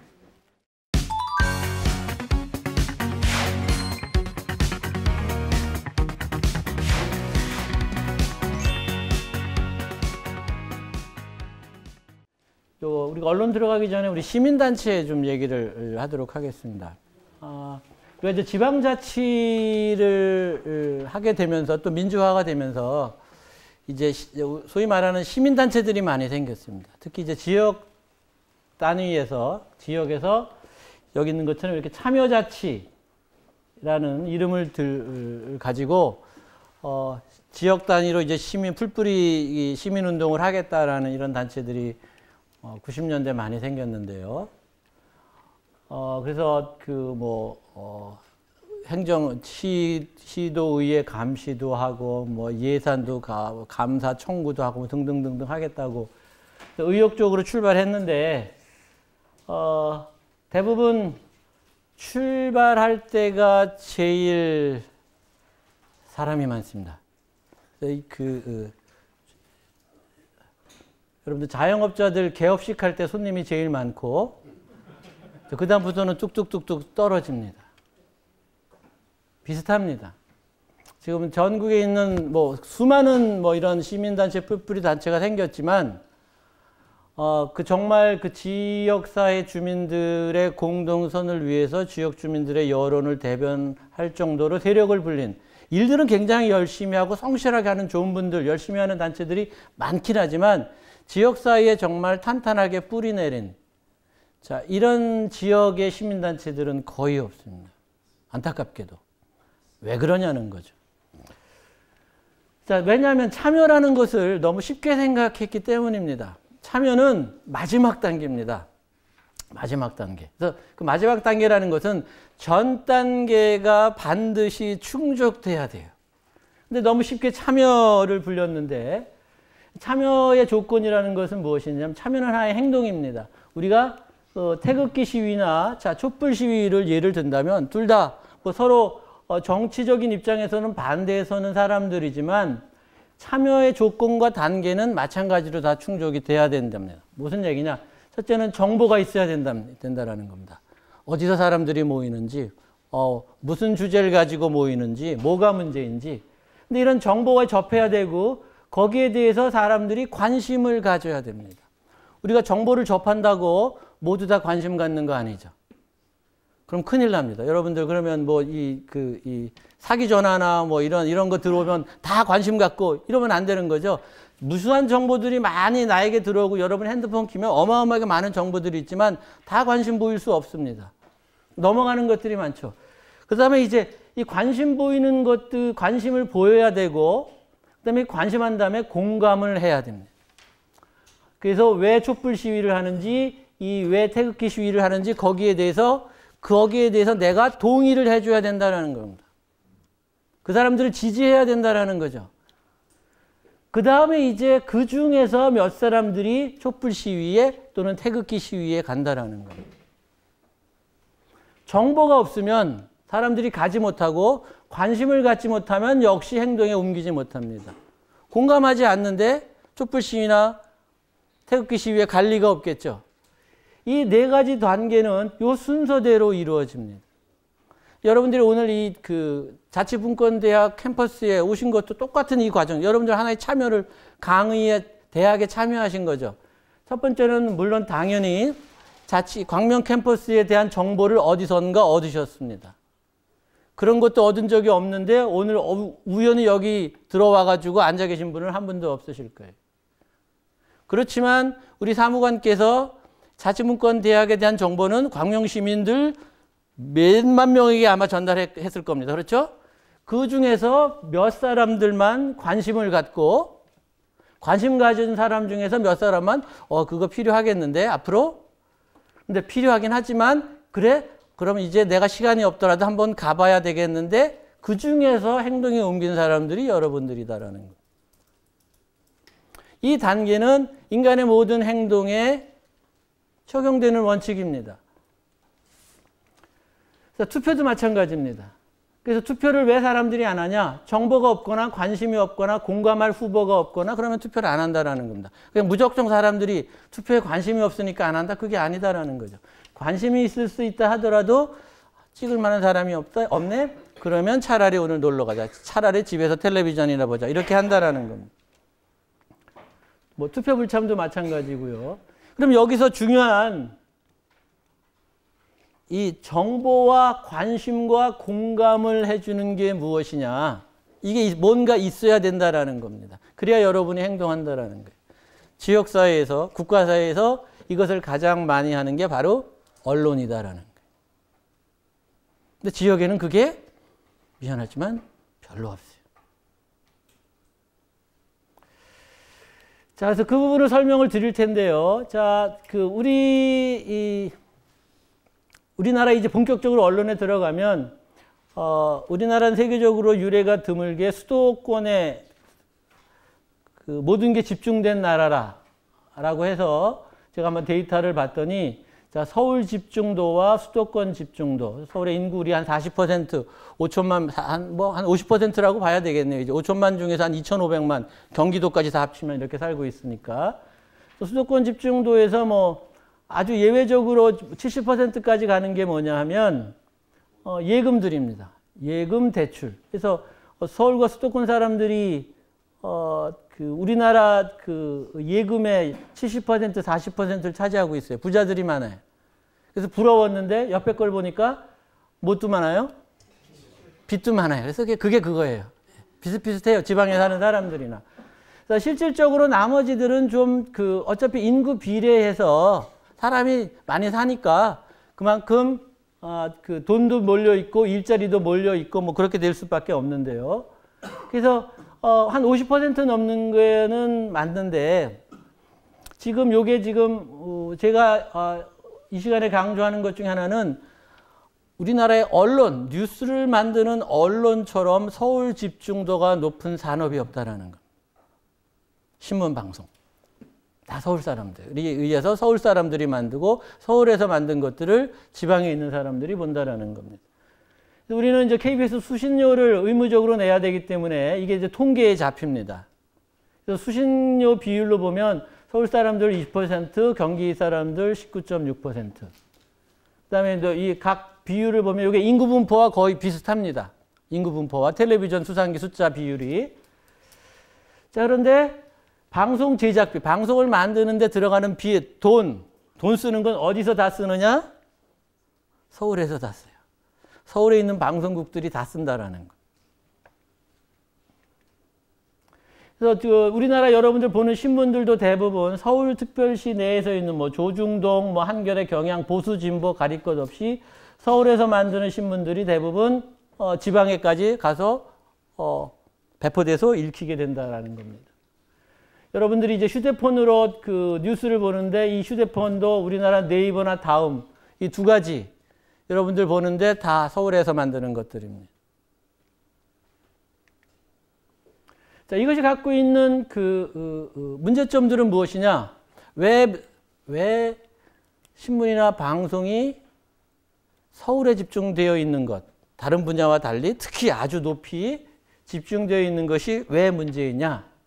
라는 것은 자, 크게 두 가지 차원에서 얘기할 수 있습니다. 첫 번째는 미디어가 정치권에 종속될 수밖에 없습니다. 언론의 자유가 제대로 보장되지 않습니다. 두 번째는 여러분들 살고 있는 지역에서 필요한 지역 뉴스를 얻지를 못합니다. 그러다 보니까 지역에 관한 정보가 없고 정보가 없다 보니 뉴스가 없다 보니까 지역에 대한 관심이 없고 지역에 대한 관심이 없다 보니까 지역에서 일어나는 일에 대해서 감흥이 없습니다. 감정이 없습니다. 그러니까 지역에서 뭘 해도 관심이 없다고 참여하지 않게 된다라는 거죠. 자, 일단은 지금 우리나라 같은 경우에서는 아주 드물게 서울에 있는 이 방송 같은 경우에 보면 서울의 KBS, MBC, SBS 세 방송사가 지역의 방송사들을 다 컨트롤합니다. 조종하는 통제하는 방식은 다르지만 쉽게 말하면 KBS 사장, MBC 사장이 되면 전국의 방송을 다 통제할 수 있습니다. 그게 뭐가 문제야? 여러분들 생각할지 몰라요. 당연히 그렇게 해야 되는 것 아니냐? 그렇게 하는 나라들이 별로 없습니다. 대부분의 민주주의 국가에서는 언론, 특히 방송과 같이, 공영방송과 같이 다양한 여론을 수렴하고 지역 간 균형을 이뤄야 하는 것을 특정 개인이, 특정 집단이 좌지우지할 수 있게 하지 못하도록 다양한 장치를 만들어 놨습니다. 자, 이따 설명드릴 텐데. 자, 그래서 우리나라는 어떻습니까? 정권 교체만 되면 방송국 사장이 바뀝니다. 오늘도 뭐 MBC 사장이 지금 또 뭐 바뀌었다고 얘기하는 KBS 사장 물러가라 하고 정권이 바뀌면 그럼 이제 문재인 정권이 바뀌면 또 어떻게 될까요? 또 바뀌어야 되겠죠. 어떤 사람으로 바뀔 것 같아요? 코드가? 그렇죠. 바람직한 건가요? 신뢰할 수 있을까요? 그런 방송을? 자, 실질적으로 우리나라는 지금 뭐 이 정권뿐만 아니라 이명박 정권도 그랬고 문재인 정권도 그랬고 그 전에 노태우, 김대중 정권, 노무현, 김대중 정권 다 정권이 바뀔 때마다 방송사들이 파업하고 뭐 법을 바꾸고 사장을 교체하고 뭐 감옥에 보내고 등등등등 자, 이런 부끄러운 짓들을 했습니다. 왜 그러느냐? 왜 그러느냐? 아까 말씀드린 대로 방송만 장악하면 전국의 방송을 장악할 수 있습니다. 방송국 하나로 전국에 KBS 사장만 내 친구로 만들어 놓으면 전국의 모든 방송국을 내 친구로 만들 수 있다는 겁니다. 누구에게 편리한 걸까요? 정치인들에게 편리하고 기업인들에게 편리하고. 자, 그래서 우리가 1인 1표 민주주의 국가가 됐지만 방송 권력은 또는 신문과 같은 언론 권력은 여전히 서울에 있는 소수의 사람들이 장악하고 있고 그 사람들이 만드는 것을 전국에 있는 사람들이 본다라는 거. 컨트롤할 수 있는 힘이 없다라는 거. 자, 이런 현상들인데 자, 이게 지금 비정상이라고 제가 말씀드린 이유는 이런 시스템에서는 즉 전국에 있는 방송이 지방방송을 다 장악하는 시스템에서는 지역방송, 지역뉴스에 대한 관심을 가질 수가 없습니다. 지역뉴스를 제공할 수 없습니다. 여러분들이 1년 365일 8시 뉴스, 9시 뉴스 계속 본다 하더라도 KBS, MBC, SBS에 광명시 나올 가능성은 거의 없습니다. OBS 정도는 아마 나올 겁니다. 그렇지만 또 OBS는 여러분들은 안 봅니다. 자, 그러면서 자연스럽게 한국의 언론 문화는 우리 지역 뉴스를 안 보는 문화. 이게 당연한 겁니다. 당연한 거예요. 근데 여러분들 보세요. 글로벌 스탠다드입니다. 이거 제가 무슨 만든 것도 아니고 이게 한국이 이렇게 됐으니까 전체적인 평균으로 보면 더 늘어나야 되겠죠. 제가 앞으로 그 여러 가지 데이터를 볼 텐데 지역 뉴스에 대한 관심도가 이렇게 낮은 이유 중에 하나는 자, 우리는 지역 뉴스의 관심 자체가 낮은 게 아니라 지역 뉴스에 관심을 갖게끔 미디어가 지역 뉴스를 보여주지 않는다라는. 여러분들 생각해 보세요. 오늘 밤 9시 뉴스 하는데 광명시에서는 어쩌고 저쩌고 하고 나오면 바로 채널을 돌릴까요? 아니면 계속 볼까요? 계속 보겠죠. 그렇죠? 내 지역에 관한 뉴스가 안 나오니까 안 보는 거지. 내 지역에 관한 뉴스에 관심이 없어서 안 보는 건 아니다라는 겁니다. 근데 왜 안 보여주느냐라는 겁니다. 왜 KBS는 광명 시민들에게 광명시에서 일어나는 뉴스에 대해서는 안 알려주느냐 하는 거예요. 올림픽대로 길 막히는 거는 계속 보여주면서 여기 광명역에서부터 광명시청까지 오는데 신호등 고장나서 꽉 막혀 있는데 그거는 왜 아무도 안 알려주냐는. 광명 시민에게는 무엇이 중요합니까? 올림픽대로 다니시는 분이 얼마나 되니까. 그렇지만 텔레비전 틀면 라디오 틀면 강변북로가 어떻고 올림픽대로가 어떻고. 광명시만 제가 충남 아산에 살고 있는데도 텔레비전 틀면 그 뉴스 해줍니다. 이런 모순들이 발생한 그런 것도 우리는 문제라고 생각하지 않고 당연하다고 생각해 왔다라는 겁니다. 자, 그런데 지금 우리가 이제 그걸 이렇게 보면 우리가 아무런 기준이 없이 지금 있는 상태를 보면 이렇게 30년, 40년 우리가 어릴 적부터 이렇게 왔기 때문에 이게 당연한 걸로 생각이 되지만 우리가 시야를 넓혀서 다른 나라를 한번 보면 양상이 달라집니다. 그래서 제가 다른 나라의 데이터를 보여드릴 겁니다. 그래서 한국이랑 좀 비슷한 나라, 규모가 비슷한 나라, 그리고 중앙 집중도가 조금 비슷한 나라가 바로 영국입니다. 인구는 우리나라보다 좀 많고 한 6,500만 정도 되고요. 그렇지만 여기 런던 중심으로 좀 과도하게 밀집되어 있는 이런 양상들을 보입니다. 그래서 영국을 대표하는 방송 BBC하고 민간 방송 ITV가 있는데 우리나라처럼 이렇게 방송 권역, 충청도, 전라도, 경상도 나누는 식으로 방송 권역을 나눠서 방송을 하고 있습니다. 그런데 최근에 이 영국에서는 이 인터넷 시대, 글로벌 시대가 되는데 방송국을 새로 허용을 해줬어요.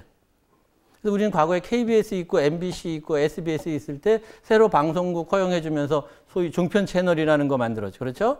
그래서 뭐 TV조선, JTBC 다 만들었어요. 다 서울에 그대로 있고 다 서울에 관한 것들로만 계속 채웁니다. 근데 영국은 작년, 재작년부터 새로운 방송국을 이제 계속 허가해 주는데 이 방송국들은 지역에 있는 방송국들이에요. 이게 다 지금 최근 2, 3년 사이에 새로 생긴 방송국들이에요. 지역에, 작은 도시 단위로. 그 주된 이유는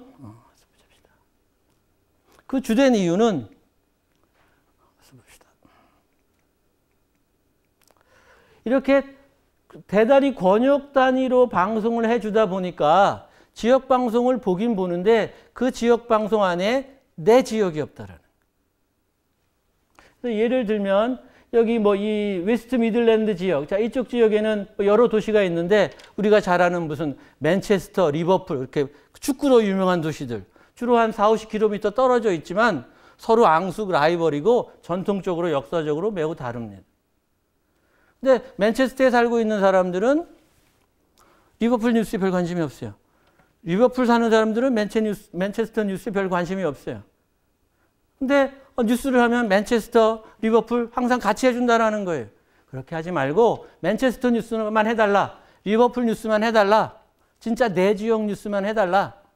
그래서 우리 OBS 같은 뉴스, 경기도 지역의 방송인데 경기도 전체를 다 다뤄야 됩니다. 그러니까 수원 뉴스도 나오고 인천 뉴스도 나오고 저쪽에 뭐 연천, 포천 뉴스까지 나오는데 광명 시민 입장에서는 우리가 경기도에 속해 있긴 하지만 그건 내 지역 뉴스가 아니야. 광명시의 뉴스를 좀 더 많이 해달라는 겁니다. 자, 그런 식으로 해서 방송국들을 지금 인터넷 시대가 되고 위성방송 시대가 됐는데 지역 방송들을 크게 늘렸어요. 왜? 아까 말한 대로 지역 뉴스, 지역 방송들을 더 해달라고 요구하고 있기 때문에 영국 사람들이. 요거는 어느 나라 지도 같습니까? 미국 지도. 여러분 잘 아시는 미국 지도죠.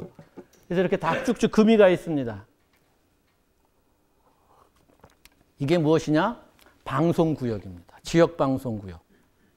50개 주를 210개로 쪼개져 있는데 그래서 미국은 위성방송이 되든 케이블 방송이 되든 직접 수신하지 못합니다. 지역을 통해서 수신해야 돼요. 그래서 여기에 우리가 여러분들이 잘 아시는 뭐 CNN 방송 같은 게 있으면 전 세계적으로 방송을 하는데 우리는 위성으로 그냥 그렇게 받아볼 수 있지만 미국 사람들은 반드시 여기 있는 CNN 위성이 있다 하더라도 그 지역에서 봐야 됩니다. 그리고 그 지역의 채널을 의무적으로 반드시 우선 채널로 들어가 있어야 됩니다. 우리 7번, 9번, 11번 하는 것처럼. 자, 그래서 인터넷 하나면 전 미국이 똑같은 방송을 볼 수 있고 위성 하나면 동시에 똑같은 방송을 볼 수 있지만 대신 반드시 지역을 통해서 들어가라는 지역을 통해서 지역 방송을 통해서 보라라는 겁니다. 법으로 그렇게 규정해 있습니다. 자, 그러다 보니까 자연스럽게 여기서 보시면 영국 사람들이 가장 많이 이용하는 로컬 미디어 보면 지역의 텔레비전, 뉴스 자, 이런 것도 보게 될 테고요. 요거는 이제 시청률 조사한 건데 영국에서는 6시 30분, 6시에 잠깐만요. 예. 6시 30분에 지역 뉴스를 하고 6시에 전국 뉴스를 합니다. 근데 우리나라 같으면 대부분 전국 뉴스를 보다가 여러분들은 아예 지역 뉴스도 없으니까 광명시 같은 경우에는 그렇지만 이제 제가 살고 있는 충남 아산이나 지방으로 내려가면 9시 뉴스 또는 8시 뉴스 할 때 한 20분, 30분 서울 뉴스하고 뒤에 가면 10분, 20분 동안 그 지역의 뉴스를 합니다. 근데 시청률 조사한 걸 보면 그 지역 뉴스 할 때가 되면 시청률이 뚝 떨어져요. 채널을 돌린다라는 겁니다. 반면에 이제 영국이나 미국 같은 나라들은 전국 뉴스보다 지역 뉴스를 볼 때 오히려 시청률이 더 올라갑니다. 그만큼 사람들이 자기 지역 뉴스를 더 선호하고 필요로 하고 중요하다고 생각한다라는 겁니다. 그래서 미국 사람들도 보면 제일 많이 보는 게 지역 텔레비전 뉴스입니다. 지역의 신문. 그래서 전국 뉴스도 보긴 하지만 지역 뉴스와 전국 뉴스를 균형 있게 본다라는 거예요. 지역 뉴스만 갖고 살 수 있는 건 아니죠. 전국 뉴스도 알아야 되고 세계적인 국제 뉴스도 알아야 되는데 영국이나 미국이나 독일 같은 나라들은 이 시스템들이 지역 뉴스를 잘 볼 수 있는 시스템들이 법적으로 되어 있는데 우리나라는 그렇게 되어 있지 않다라는 거. 그래서 예를 들면 미국 같은 경우에는 어느 정도냐? 전국 방송사는 없습니다. 전국 방송국은 없어요. 무슨 얘기냐? 전국 방송국 지방 방송들이 모여서 전국 방송국 네트워크를 하지만 전국 방송만 하는 방송국은 없습니다. 우리 KBS 여의도에 있는 방송국 같은 그런 방송국이 없다라는 것. 또 독일 같은 경우에는 보면 독일은 철저하게 지방자치를 하는 나라인데 이게 아예 전국 방송이 없다가 전국 방송이 아예 없었습니다. 독일은 좀 예외적인 건데 히틀러가 그 만행을 저지른 그 가능하게 한 큰 원인이 라디오였습니다. 라디오 연설을 통해 가지고 독일인들을 세뇌시켜 가지고 자 그래서 그런 그 만행을 저지르게 했다라는 반성하는 차원에서 2차 대전이 끝나고 국가 시스템 전국을 모두 한꺼번에 뭘 하는 이 시스템들을 다 중단시키고 철저히 지역 간 분산을 시켰는데 방송국도 전국 방송을 없앴습니다. 그래서 지역에서 지역 방송만 있고 그럼에도 불구하고 전국 뉴스는 해야죠. 안 할 수 없잖아요. 그러니까 전국 뉴스는 어떻게 하느냐? 지역 방송사들이 모여가지고 지역 뉴스를 하게 했습니다. 그래서 지역 뉴스만 하는 것 가지고 좀 안 되니까 그래서 전국 방송이 있어야 되지 않겠어? 그래서 어떻게 하냐? 지역 방송사들이 출자를 해서 전국 방송을 소유합니다. 지역 방송사들이 전국 방송을 소유합니다. 즉 KBS의 지분을 전국에 있는 지방 방송사들이 나눠 갖고 있는 거나 마찬가지예요. 그렇게 되면 누가 정치인들이 나서서 이래라 저래라 할 수가 없는 거죠. 지방에 분산되어 있으니까. 그래서 이런 시스템을 통해서 실질적으로 그 철저하게 지역 방송들, 지역 뉴스를 만들어 놨고요. 예를 들면 지금 미국 뉴욕주, 미국에서 가장 그 번화한 뉴욕시가 있고 인구도 2천만이나 되고 면적의 남한도 1.5배가 되는 거대한 이런 지역인데 이 지역에 뉴욕타임스라는 신문 하나만 방송만 있는 게 아니라 이 지역 중에 주간지가 500개, 일간지가 60여 개, 그 다음에 뭐 여러 가지 다양한 인종이 살기 때문에 그 인종들이 발행하는 신문이 150여 개까지나 됩니다. 어마어마하게 많은 언론들이 있는데 이것들이 다 지역을 상대로 해서 지역에서 운영되는 신문들 또는 방송이다라는 겁니다. 근데 우리는 왜 지역 언론이 없느냐? 전 세계적으로 보면 여러분들이 알고 있는 뉴욕타임스, 워싱턴 포스트 이런 것들 다 지역 신문입니다.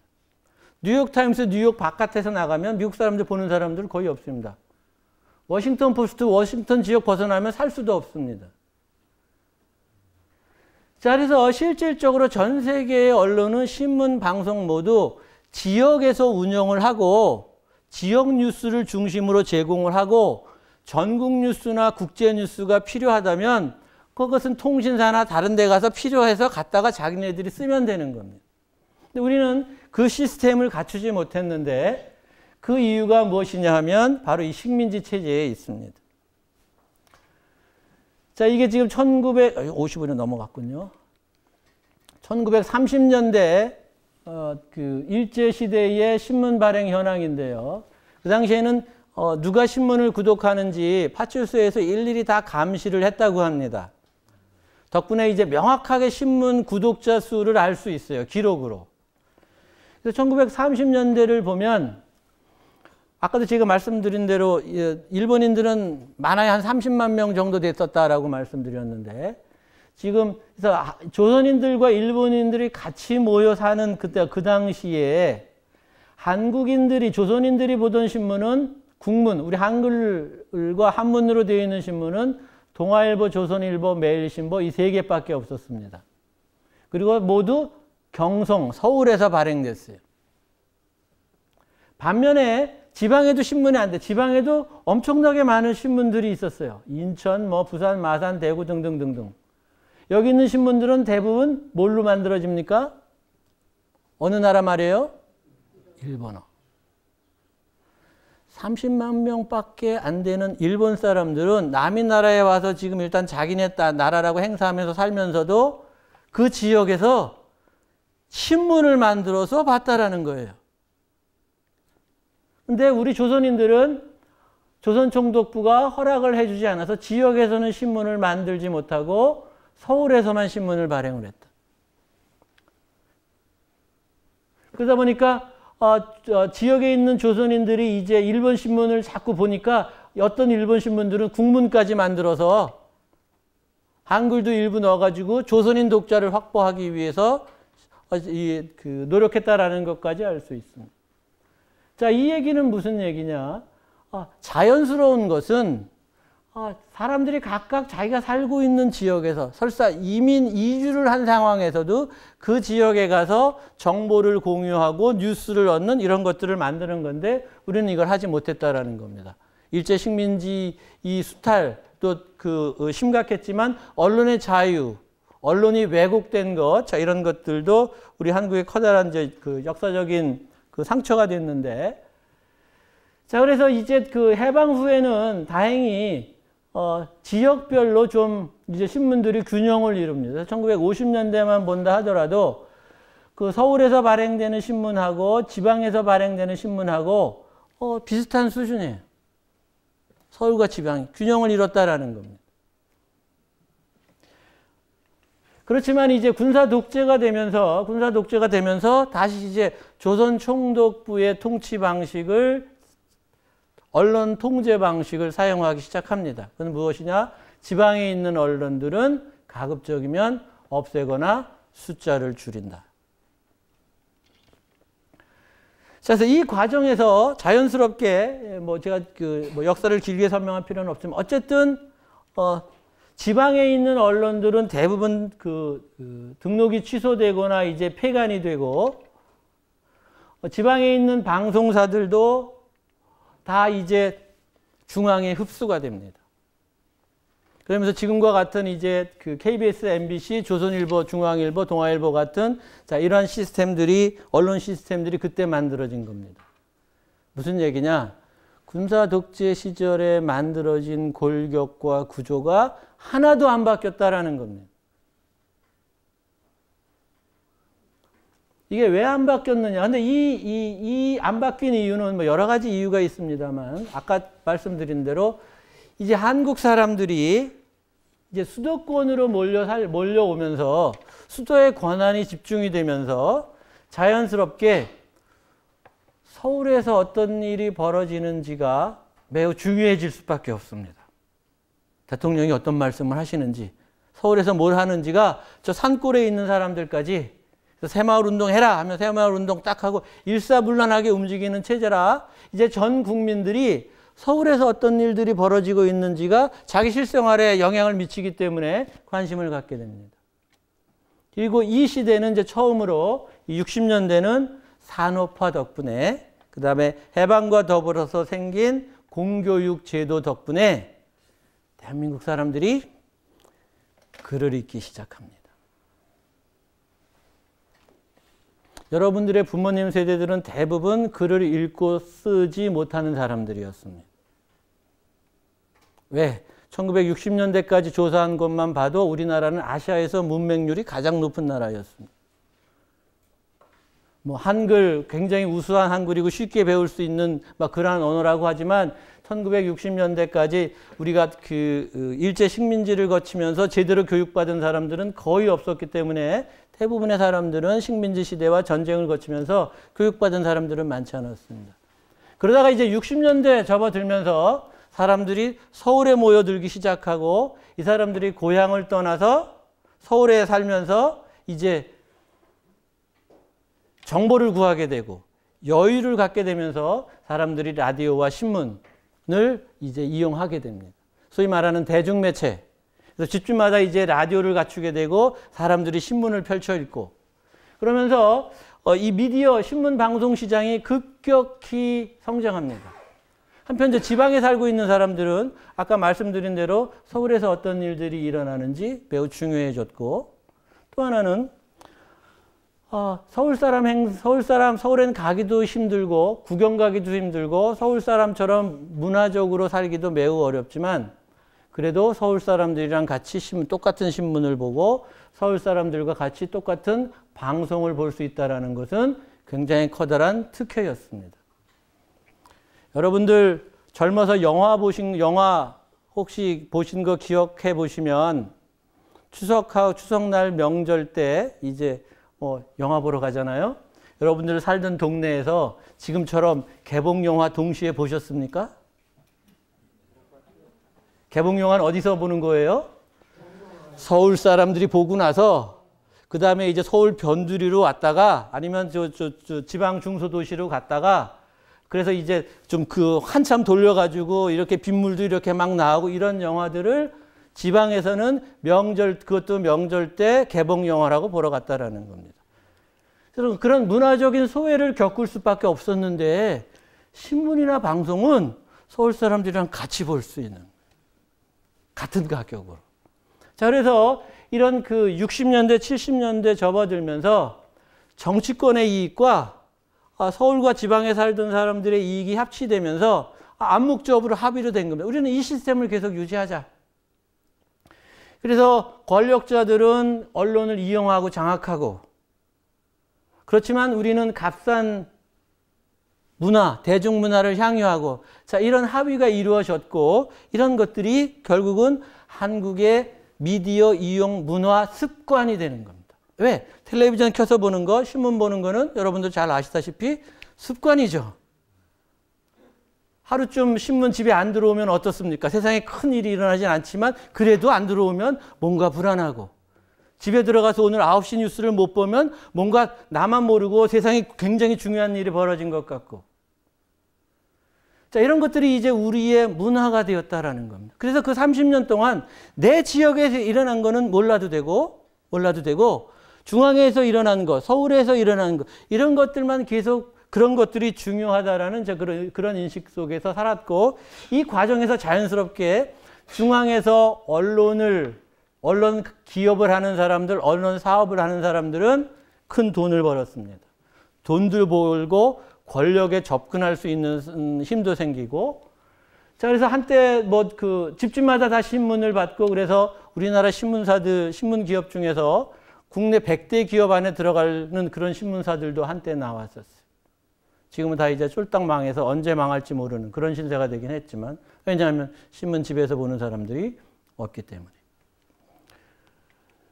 자, 그래서 이런 상황 하에서 실질적으로 사람들은 이제 언론에 대해서 언론을 집중적으로 이용하고 중앙 언론을 이용하고 언론에 스스로 권력을 부여합니다. 심지어 어느 정도까지나 하면 제가 대학 다니던 시절에 언론고시라는 게 생겼습니다. 고시는 원래 뭘 뽑는 거예요? 고시는 원래 뭘 뽑는 겁니까? 사법고시, 행정고시, 외무고시 하면 그렇죠. 고급 공무원을 겁니까? 리더가 될 5급 이상 공무원들을 보는 거예요.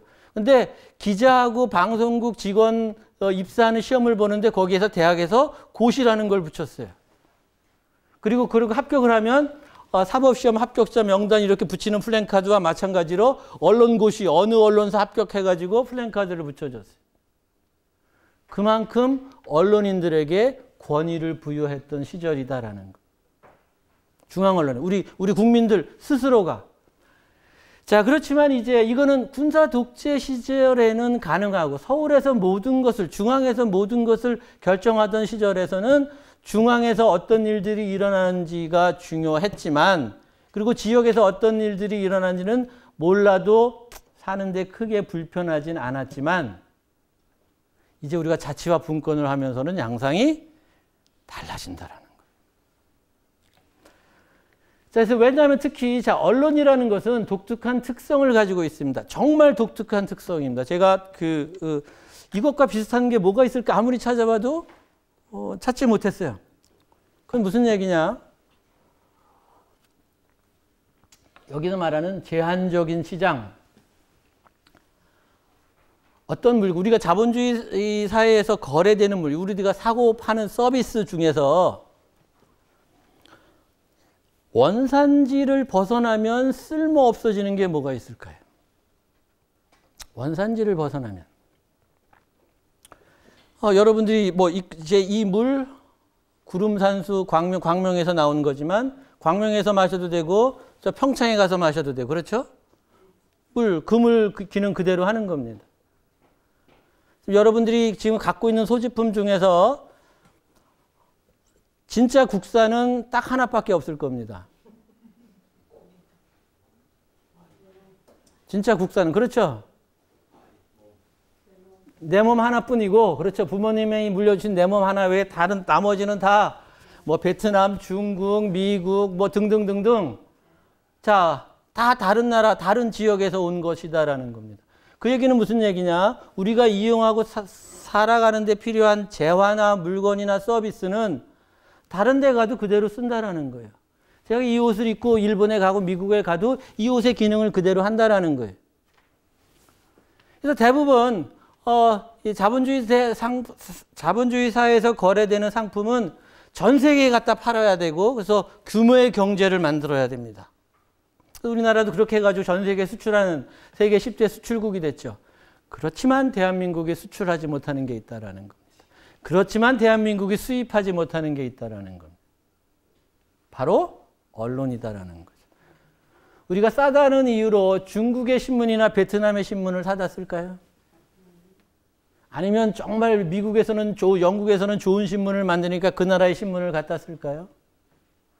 우리가 KBS 드라마나 쇼는 갖다 수출할 수 있지만 9시 뉴스, 7시 뉴스는 그 사람들에게 공짜로 줘도 오지 않는다라는. 우리가 읽는 조선일보, 동아일보는 아무리 우수한 신문이라 하더라도 외국에 수출하지 못한다라는 거예요.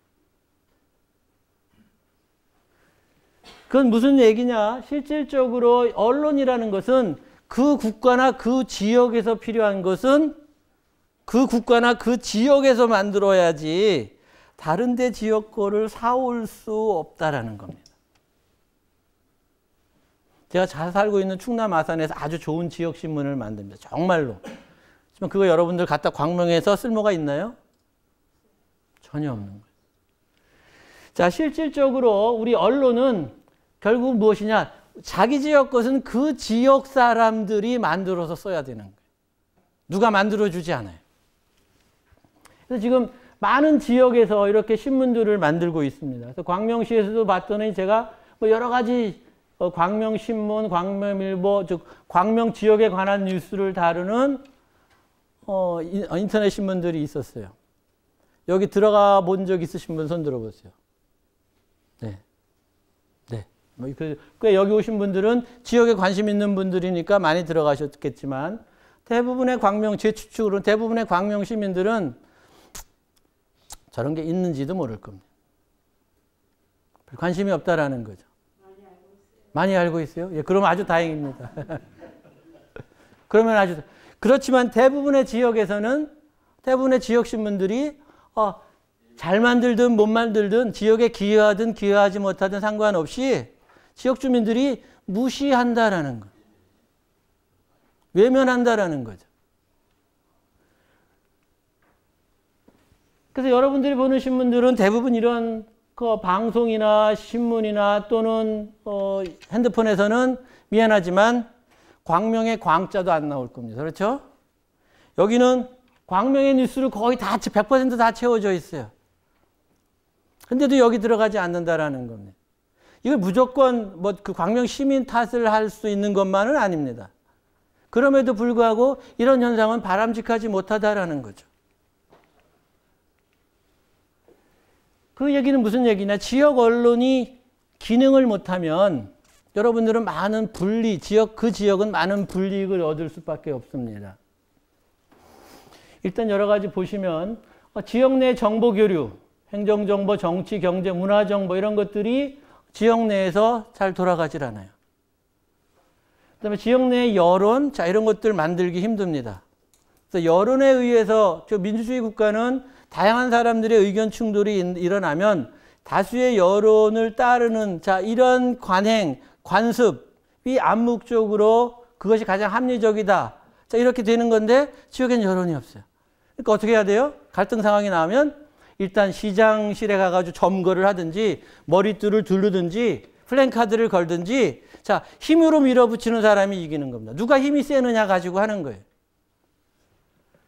또 지역 내의 권력, 지역 내에도 막강한 시장이 돼서 시의원이 돼서 군의원이 돼서 또는 지역 내 유지로서 막강한 권력을 가진 사람들이 많이 있습니다. 이 사람들이 권력을 제대로 잘 쓰는지 감시를 해야 돼요. 또 지역 내에 여러 가지 갈등 요인들이 있는데 이런 것들을 점검하고 해소해야 됩니다. 광명시에는 어떤 갈등 요인이 있는지 모르겠지만 제가 살고 있는 충남 아산시만 하더라도 당장 이제 이 문제가 돼요. 무엇이 문제가 되느냐? 시에 예산을 두고 노인복지에 더 많이 써야 되느냐? 애들 교육에 더 많이 써야 되느냐? 그래서 헬스클럽에 가서 모인 그 70대, 60대 아주머니들하고 30, 40대 학부모들하고 대판 싸웠답니다. 헬스클럽에서. 각자 이익 때문에. 당연하겠죠?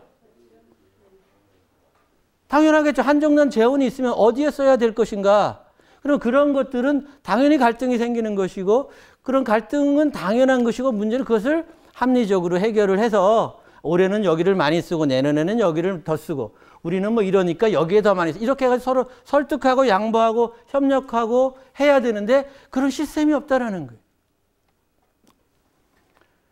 자, 더 큰 문제는 무엇이냐? 더 큰 문제는 무엇이냐? 이웃 지역과의 갈등이 생겼을 때 광명시하고 서울시하고 붙었을 때 문제가 생겼을 때 언론은 누구의 편을 들을까요? 자, 제가 그 김포시에도 강의 간 적이 있었는데요. 자, 김포시 같은 경우에 쓰레기 매립장 때문에 서울시와 첨예한 대립을 보이고 있죠. 당연히 불만들이 많습니다. 왜? 서울시에 있는 서울 시민들이 보는 언론들 입장에서는 김포 시민들은 쓰레기나 잘 받으라라는 거예요.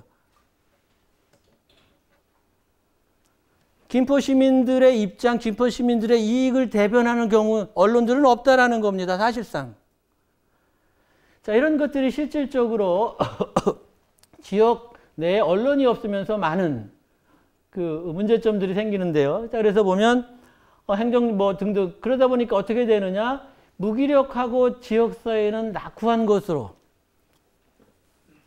여러분들의 자녀들이 나는 광명시에 살고 있어 라는 자부심을 갖고 자랑스럽게 친구들한테 얘기할 수 있어야 됩니다. 근데 제가 학생들을 상담해서 보면 제 대학이 충남 아산에 있는 순천향대학이고 그래서 이 수도권 남부지역 학생들도 꽤 많이 옵니다. 광명시 학생들도 있고 안산, 뭐 수원 이쪽의 학생들도 좀 있는데 이런 학생들에 대한 공통적인 특징은 지역에 대한 관심이 없고 자기가 어디 지역에 살고 있다는 것을 밝히는 걸 꺼려해요. 자부심이 없어요. 자, 그러다 보니까 실질적으로 그 무기력하고 낙후하지 않음에도 불구하고 낙후될 수밖에 없는 걸 스스로 만들고 있고 누가 도와줄까요? 광명시를? 구로구가 도와줍니까? 시흥시가 도와줍니까? 안양시가 도와주겠어요? 그렇다고 이제 여러분들 세대처럼 떠날 겁니까? 더 살기 좋은 지역으로? 불가능하다라는 겁니다. 자, 그러다 보니까 실질적으로 이제 정리를 하면 우리 지역사회와 언론이 지역사회, 지역자치분권하는데 굉장히 모순적인 현실인데 지역 주민들이 이용하는 언론은 대부분 타 지역의 언론, 광명시민 같은 경우에는 서울시에 만드는 언론, 그리고 자기 지역에 관한 뉴스는 없습니다. 제가 여기 다른 데 가서 강의할 때 비유하는 거 보면 저녁에 식구들이 모여서 우리끼리 이제 자기 오늘 뭐 했어? 오늘 어디 갔어? 너 오늘 뭐 했니? 뭐 등등 이렇게 자기네들끼리 일어났던 일을 오손도손 얘기해야 되는데 저 옆집에 사는 108호에서는 뭘 했대? 109호에서는 뭐 했대? 다른 집 얘기만 하고 있는 거예요. 자기네들의 얘기는 할 기회가 없고 다른 집에서 뭘 하고 있는지만 가지고 얘기하는 겁니다. 또 그렇다고 뉴스 지역 언론이 없느냐? 아까 말한 대로 광명대도 제가 바로 인터넷 검색했더니 5개나 있지만 대부분 외면하고 거부한다라는 겁니다. 그러니까 지역 뉴스가 필요한데 그런 걸 지역 뉴스를 주민들은 접하지 못하고 지역 뉴스를 지구는 언론은 있지만 지역 주민들에게 가지 못해요. 그러니까 지역 언론은 경영이 어렵고 부실할 수밖에 없습니다. 질이 떨어지니까 더 사람들로부터 지역 주민들로부터 외면받게 되는 이런 양상들. 그러다 보니까 지역 언론 숫자는 매우 많습니다. 지역마다 없는 데가 없어요. 그렇지만 신속한 뉴스 제공이나 여론 형성이나 권력 비판 등 언론 기능을 제대로 발휘하는 지역 언론이 없다라는 것. 이 상태로 자치나 분권을 어떻게 하겠냐라는 것. 누가 자치와 분권을 하겠냐라는 거죠. 그래서 지금 언론인들도 이런 그 모순을 모르는 건 아닙니다. 그래서 지역 언론의 문제점이 무엇이냐? 그래서 언론 기자들을 상대로 조사를 해봤더니 보도자료에 의존하고 감시 비판만 하고 홍보성 기사를 쓰고 등등등등 자기네들이 지금 개선해야 될 것들이 많다라는 것들을 잘 알고 있습니다. 그렇지만 제대로 되고 있지 않습니다. 이걸 할 수 있도록 지역사회에서 도와줘야 된다라는 겁니다.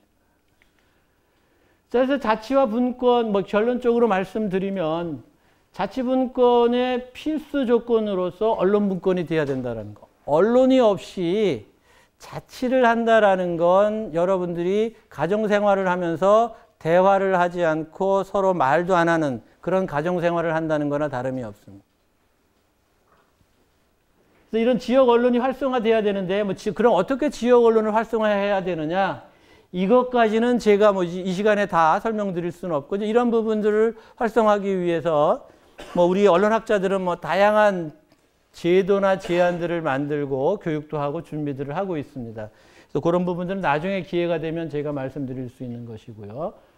아까 제가 그 처음에서 나온 것처럼 일단 지역 언론이 발전하고 지역 언론이 활성화되려면 여러분들의 파라다임이 이제 세계 지도나 대한민국 지도에서 내가 살고 있는 지역의 지도를 보여주는 내비게이션으로 바뀐 것처럼 이제 여러분들이 이용하는 언론도 전 세계 언론, 전국의 뉴스 그것도 중요하지만 일단은 내가 살고 있는 지역에서 일어나는 일들, 뉴스를 알려주는 그러한 언론들이 먼저 필요하다라는 겁니다. 그래서 이런 부분들을 앞으로 여러분들이 우리가 자치분권과 관련된 앞으로 활동도 많이 하시고 또 우리 광명시에서 그런 여론 주도층이 되시는 분들이라고 생각이 돼서 이런 자치분권에 있어서 앞으로 우리가 지역사회에서 언론을 어떻게 지역 언론, 우리 지역의 언론을 어떻게 키우고 건강하게 만들 것인가 이런 부분들에 대해서 앞으로 고민해 주셨으면 좋겠습니다. 제 강의는 이것으로 마치도록 하겠습니다. 감사합니다. 네.